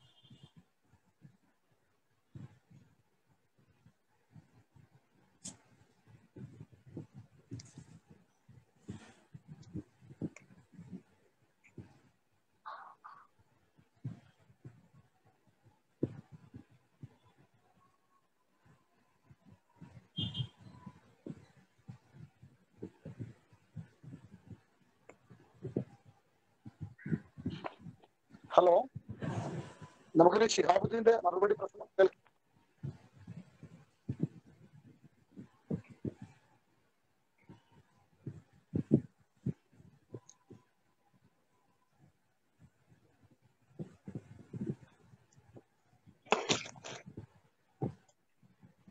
ഹലോ, ബാബുട്ട കേൾക്കാം. ഷിഹാബ്ക്കയുടെ മറുപടി സംഭാഷണം അതാണ് പറഞ്ഞു നിർത്തിയത്. ഓക്കെ, മനസ്സിലായില്ല. പ്രിയപ്പെട്ടവരെ, ഇങ്ങനൊരു കഥ കേന്ദ്രീകരിച്ചിട്ടുള്ള ഇത്തരം ഒരു കൂട്ടായ്മ എന്ന് പറയുന്നത് വളരെ വലിയൊരു സന്തോഷമുള്ള കാര്യമാണ്. കാരണം ഒരു എഴുത്തുകാരനെ സംബന്ധിച്ചോളം അയാൾ എഴുതുന്നത് പ്രസിദ്ധീകരിക്കുക എന്നുള്ളത് മാത്രമല്ല, പ്രസിദ്ധീകരിക്കപ്പെടുക എന്നുള്ളത് മാത്രമല്ല, അത് ചർച്ച ചെയ്യപ്പെടുക എന്നുള്ളതാണ് ഏറ്റവും പ്രധാനപ്പെട്ട അതിൻ്റെ ഒരു എന്താ പറയുക, ഒരു സുഹൃതം എന്ന് പറയുന്നത്, അല്ലെങ്കിൽ അതിന് ഭാഗ്യം എന്നൊക്കെ പറയാവുന്ന ഒന്ന്. ഇവിടെ ഈ സദസ്സിന് ഒരുപാട് പ്രത്യേകതകളുണ്ട്. ഓരോ വ്യക്തികളെയും എനിക്ക് പ്രത്യേകം എടുത്തു പറയണം എന്ന ആഗ്രഹമുണ്ട്. നമ്മുടെ സമയം പരിമിതമാണ്. വളരെ അത്ഭുതകരമായ നിലയിലുള്ള ഒരു കാര്യം എനിക്ക് തോന്നിയിട്ടുള്ളത് വ്യത്യസ്ത തലമുറകളുടെ ഒരു സമന്വയം എന്ന് നമുക്ക് പറയാം. മെസ്ന മുതൽ CP വരെ, അതല്ലെങ്കിൽ അഷ്റഫ് ഇളയെടുത്ത് വരെ ഉള്ള ഒരു തലമുറകളുടെ ഒരു സമന്വയം. ഇതിൽ ആരാണ് CP ആണോ ചെറുപ്പക്കാരൻ, അതോ ഇളയെടുത്താണോ ചെറുപ്പക്കാരൻ എന്നുള്ള ഒരു സംശയമുള്ളതുകൊണ്ടാണ് ഞാൻ പ്രത്യേകമായി അടിവരയിട്ട് പറയാതെ പോകുന്നു. ഇത് ഇവിടെ നിരീക്ഷിക്കപ്പെട്ട ഒരുപാട് നല്ല ഗംഭീരമായ നിരീക്ഷണങ്ങൾ നമ്മുടെ എഴുതുന്നവന്റെ കണ്ണ് ഒരല്പം കൂടി തുറപ്പിക്കുന്ന, അവന്റെ കാഴ്ചകളെ കുറെക്കൂടി ആഴത്തിൽ ഓർമ്മിപ്പിക്കുന്ന. കാരണം എഴുതി കഴിഞ്ഞാൽ എഴുതിയവൻ്റെതല്ലത് കഥ. പിന്നെ ഒരു കഥ അല്ലെങ്കിൽ സാഹിത്യരചന എന്ന് പറയുന്നത് യഥാർത്ഥത്തിൽ എഴുത്തുകാരൻ എഴുതിയതിനു ശേഷം അത് വായിക്കുന്നവൻ്റെതാണ്. വായിക്കുന്നവനാണ് ആ കഥ വീണ്ടും എഴുതുന്നത്. ശരിക്കും വായിക്കുന്നവനും എഴുത്തുകാരനെ പോലെ തത്തുല്യമായ ഒരു പദവിയിലാണ് ഇരിക്കുന്നതെന്ന് വിശ്വസിക്കുന്ന ഒരാളാണ് ഞാൻ. കാരണം ഒരു കഥ വായിക്കും, എഴുതി കഴിഞ്ഞ് പിന്നീട് അത് ഒരു വായിക്കുന്ന ആളെ സംബന്ധിച്ചോളം അയാളുടെ ഒരു ലോകത്തിൽ അത് വീണ്ടും എഴുതപ്പെടുകയാണ് ചെയ്യുന്നത്. അത് ആ നിലക്ക് ഇവിടെ കൂടിയിരുന്ന എല്ലാവരും തന്നെ അത്തരം എഴുത്തുകാരാണ്. ശരിക്കും ഞാൻ അങ്ങനെയാണ് ഇതിനെ കാണുന്നത്. ഇതിൽ തന്നെ വളരെ പ്രശസ്തരായ എഴുത്തുകാർ, ഇപ്പൊ കെ ടി ബാബുരാജിനെ പോലുള്ള എഴുത്തുകാരൊക്കെ ഉണ്ട്. ഞാൻ അത് മറന്നുകൊണ്ട് പറയല്ല. ഈ വളപട്ടണം ദേശത്തെക്കുറിച്ചും പല പരാമർശങ്ങൾ ഇവിടെ ഉണ്ടായി. ഇപ്പോൾ വളപട്ടണത്തിനൊരു തനതായ, ഇപ്പൊ നേരത്തെ ആമുഖത്തിൽ ഇവിടെ സൂചിപ്പിച്ച പോലെ MRKC അടക്കമുള്ള കഥയുടെ വലിയ കുലപതികളായിട്ടുള്ള ആളുകൾ ഉണ്ടായിരുന്ന സ്ഥലമാണ്. വലിയ പാരമ്പര്യങ്ങൾ ഉള്ള ഒരു സ്ഥലമാണ്. ഒരുപാട് വൈവിധ്യമുള്ള ഭൂപ്രകൃതി, ഒരുപാട് അത്തരത്തിലുള്ള ഒരു വളരെ വ്യത്യസ്തമായ ഒരു സ്ഥലമാണ്. വലിയ ചരിത്രപ്രസിദ്ധമായിട്ടുള്ള സ്ഥലമാണ്. അപ്പൊ എന്നെ സംബന്ധിച്ചോളം അതിൻ്റെയൊക്കെ പാരമ്പര്യങ്ങളുടെ ഒരു തുടർച്ച. പാരമ്പര്യം എന്ന് പറയുന്നത് ഒരു മോശമായ ദുഷിച്ച അർത്ഥത്തിലുള്ള പാരമ്പര്യമല്ല ഈ പറയുന്നത്. അവിടെയുള്ള ഒരു പ്രസന്നമായ ഒരു സാഹിത്യ ഒരു പിന്തുടർച്ചയുണ്ട്. അപ്പോൾ ഞാനൊക്കെ ഈ നേരത്തെ ലൈബ്രറിയെ കുറിച്ച് പറഞ്ഞു. അതുപോലെ തന്നെ എഴുതാനുള്ള, അത് വായിപ്പിക്കാൻ പ്രേരിപ്പിക്കുന്നു ലൈബ്രറി. എന്നാൽ എഴുതാൻ പ്രേരിപ്പിച്ച ഘടകങ്ങളിൽ ഞാൻ ചില ഘട്ടങ്ങളിലൊക്കെ അത് പറഞ്ഞിട്ടുണ്ട്. പക്ഷെ ഇത് അറിയാത്തവരുണ്ടായിരിക്കാം. അതുകൊണ്ട് കൂടി അവർ പറയുകയാണ്. അവിടെ ഉണ്ടായിരുന്ന ലൈബ്രറികൾ ഇത് കയ്യെഴുത്ത് മാസികകൾ, ലൈബ്രറികളിലൊക്കെ ഇട്ടിരുന്ന പഴയ കാലത്തെ കയ്യെഴുത്ത് മാസികകൾ. ആ കയ്യെഴുത്ത് മാസികകളാണ് സത്യത്തിൽ എനിക്ക് എഴുത്തുകാരൻ എന്ന് പറയുന്നത് ഇങ്ങനെ വേറെ ഏതോ ആകാശത്ത് നിൽക്കുന്ന ഒരാളല്ല, ഭൂമിയിലുള്ള ഒരാളാണ്. നമ്മളെപ്പോഴുള്ള ആരോ ആണ് ഇത് എഴുതി വെച്ചിരിക്കുന്ന ഈ കഥകൾ. കയ്യെഴുത്ത് മാസിക വായിക്കുമ്പം അതിൻ്റെ ഒരു വലിയ യാഥാർത്ഥ്യത്തിലേക്ക് ഞാൻ ഇറങ്ങിത്തിരിക്കുകയായിരുന്നു. കാരണം എൻ്റെ ഒരു വലിയ പുസ്തകവും ലൈബ്രറിയും ഇതൊക്കെ ഉള്ള ഒരു വീടൊന്നും ആയിരുന്നില്ല. ഒരു വളരെ ചെറിയൊരു വീടായിരുന്നു. അവിടെ ഞാൻ ചിലപ്പോൾ അങ്ങനെ പറയാറുള്ള പോലെ ഒരേ ഒരു പുസ്തകമേ ഉണ്ടായിരുന്നുള്ളൂ. അത് റേഷൻ കാർഡായിരുന്നു. അപ്പോൾ അതിലാണ് നമ്മുടെ എല്ലാ ചരിത്രങ്ങളും സാഹിത്യവും എക്കണോമിക്സും പൊളിറ്റിക്സും എല്ലാം അതിൻ്റെ അകത്താണ് നമ്മൾ വായിച്ചിരുന്നത്. പിന്നെ പക്ഷേ അങ്ങനെയല്ലാത്തൊരു ലോകത്തേക്ക് വളപട്ടണം ലൈബ്രറി എത്തിക്കുകയുണ്ടായി. അതുപോലെ തന്നെ എഴുത്തിൻ്റെ ഇതിലേക്ക് നമ്മളെ കൈപിടിച്ച് കൊണ്ടുവന്ന നമ്മുടെ ഗുരുനാഥന്മാരുള്ള ഒരു സ്ഥലം കൂടിയാണ് വളപട്ടണം എന്ന് പറയുന്നത്. ഷാഹുൽ വളപട്ടണം, അഷ്റഫ് ഇളയത്ത്, പിന്നെ ഇങ്ങനെ തുടങ്ങി മെഹമ്മൂദ് വളപട്ടണം, ഇങ്ങനെ അനവധി ആളുകളെ നമുക്ക് പ്രത്യേകമായി ഈ അവസരത്തിൽ ഞാൻ ഹംസമഠത്തിൽ ഇവരൊക്കെ വളരെ ആദരവോടും കൂടി, ഞാൻ ചില ആരെങ്കിലും വിട്ടുപോയിരുന്നെങ്കിൽ ക്ഷമിക്കണം, അപ്പോൾ ആദരവോടെ തന്നെ ഓർക്കുകയാണ്. അവരുടെ സാഹിത്യ പ്രവർത്തനവും ഒക്കെ ഞങ്ങൾ ഒരു പുതിയ തലമുറ വളരെ സാഹൂതം അല്ലെങ്കിൽ വളരെ സൂക്ഷ്മമായിട്ട് ആദരവോടെ നോക്കി കണ്ടിരുന്നു. അതിന്റെ പ്രചോദന ഫലം തന്നെയാണ് ഇന്നിപ്പോ ഞാൻ നിങ്ങൾക്ക് മുന്നിൽ ഇരിക്കാൻ കഴിയുന്നത്. അവരിട്ട് തന്ന ഒരു സീറ്റാണത്. ഞാനത് എപ്പോഴും തന്നെ മരണം വരെ ഓർക്കേണ്ട ഒരു വലിയ നന്ദിയുടെ ഒരു കാര്യമാണത്. പിന്നെ ഗൾഫ് ജീവിതം എന്ന് പറഞ്ഞു, ഇവിടെ ഗൾഫ് ജീവിതത്തെ കുറിച്ചൊക്കെ പറഞ്ഞു. ഗൾഫ് ജീവിതത്തിനെ സംബന്ധിച്ചോളം എന്ന് പറയുന്നത് ഈ കേരളത്തിന്റെ 1/3 വരുന്ന വരുമാനം എന്ന് പറയുന്നത് ഈ പ്രവാസികളുടെ പണമാണ്, പ്രവാസികളുടേതാണ്. അവരയക്കുന്ന പണം കൊണ്ടാണ് നമ്മുടെ ഈ കേരളം മാറിയത്. നമുക്കെല്ലാവരും പക്ഷെ പലപ്പോഴും നമ്മൾ ബോധപൂർവ്വം അത് മറക്കാൻ ശ്രമിക്കുന്നു. എന്തുകൊണ്ടാണ് എന്ന് എനിക്കറിയില്ല. എന്തുകൊണ്ടാണെന്ന് എനിക്ക് അതിനെക്കുറിച്ച് വളരെയേറെ ആലോചിച്ചിട്ടും അത് മനസ്സിലാവുന്നില്ല. ഇപ്പൊ ഉദാഹരണത്തിന് ഒരാഴ്ച മുമ്പ് നമ്മുടെ പത്രങ്ങളിൽ വന്നൊരു കാര്യമുണ്ട്. അത് എത്ര പേര് ശ്രദ്ധിച്ചിട്ടുണ്ടോ എന്നറിയില്ല. ഈ വിദേശ നാണ്യം നമ്മുടെ വരവിൽ ആ ഗണ്യമായ നിലയിൽ വിദേശ നാണ്യത്തിന്റെ കുറവുണ്ടായി എന്ന് പറയുന്നത് ഒരു 6-8 കോളൊക്കെ വാർത്തയാണ്. പക്ഷെ എവിടെയും ഗൾഫ് എന്ന് പറഞ്ഞൊരു പേരേ ഇല്ല, അവിടുത്തെ ജനതയുടെ പേരില്ല. ഗൾഫിലുള്ള ആളുകൾക്ക് തന്നെ അവർ ഏത് അവസ്ഥയിലാണ് നിൽക്കുന്നു എന്നും അവര് രാജ്യത്തിന് വേണ്ടി എന്ത് ചെയ്യുന്നു എന്നുള്ളതും അവർ പോലും സ്വയം അടയാളപ്പെടുത്തുകയോ അല്ലെങ്കിൽ അത് തിരിച്ചറിയുകയോ ചെയ്യുന്നില്ല എന്നുള്ളതാണ് ഇതിന്റെ വലിയൊരു കഷ്ടം എന്ന് പറയുന്നത്. ഓരോ നാട്ടിലെയും അതായത് ഇതിനൊക്കെ ബന്ധപ്പെട്ട അധികാരികളും CDSഉം അതുപോലുള്ള പഠനശാലകളൊക്കെ ഗവൺമെന്റ് സംവിധാനങ്ങളൊക്കെ ഉണ്ട്. പക്ഷെ ഒരിക്കൽ പോലും അവരെ അടയാളപ്പെടുത്തുന്നില്ല. അത് എന്തുകൊണ്ട് എന്നുള്ളത് ഒരു വലിയ ചോദ്യചിഹ്നമായി എപ്പോഴും എൻ്റെ മനസ്സിൽ ഇതാവുന്നു. പിന്നെ അതുപോലെ തന്നെ 78 മുതൽ തന്നെ ഗൾഫ് പ്രവാസം എന്ന് പറയുന്ന സംഗതി എനിക്ക് അറിയാം. കാരണം എൻ്റെ ഉപ്പൊക്കെ ഗൾഫിലേക്ക് പോയി. പിന്നെ അവിടെ ഏകദേശം 1 വർഷത്തോളം ആളെ കാണാതായി പോയിട്ടുണ്ട്, അല്ലെങ്കിൽ വിവരമില്ലാതായി പോയിട്ടുണ്ട്. അപ്പോൾ ഒരു 77 തൊട്ടൊക്കെ അല്ലെങ്കിൽ 76-77 തൊട്ട് തുടർന്ന് ഈ ഗൾഫ് പ്രവാസത്തെ കുറിച്ചുള്ള ഒരു ഒരു ഒരു ഒരു കാഴ്ച എന്ന് പറയുന്നത് പരോക്ഷമായും പ്രത്യക്ഷമായിട്ടുള്ള കാഴ്ച. ഇപ്പൊ പ്രത്യക്ഷം എന്ന് പറഞ്ഞാൽ ഞാൻ ഒരു 6-6.5 വർഷത്തോളം ഗൾഫിലുണ്ടായിരുന്നു. വ്യത്യസ്ത രാജ്യങ്ങളിലൊക്കെ പോകാൻ വേണ്ടി പറ്റിയിട്ടുണ്ട്.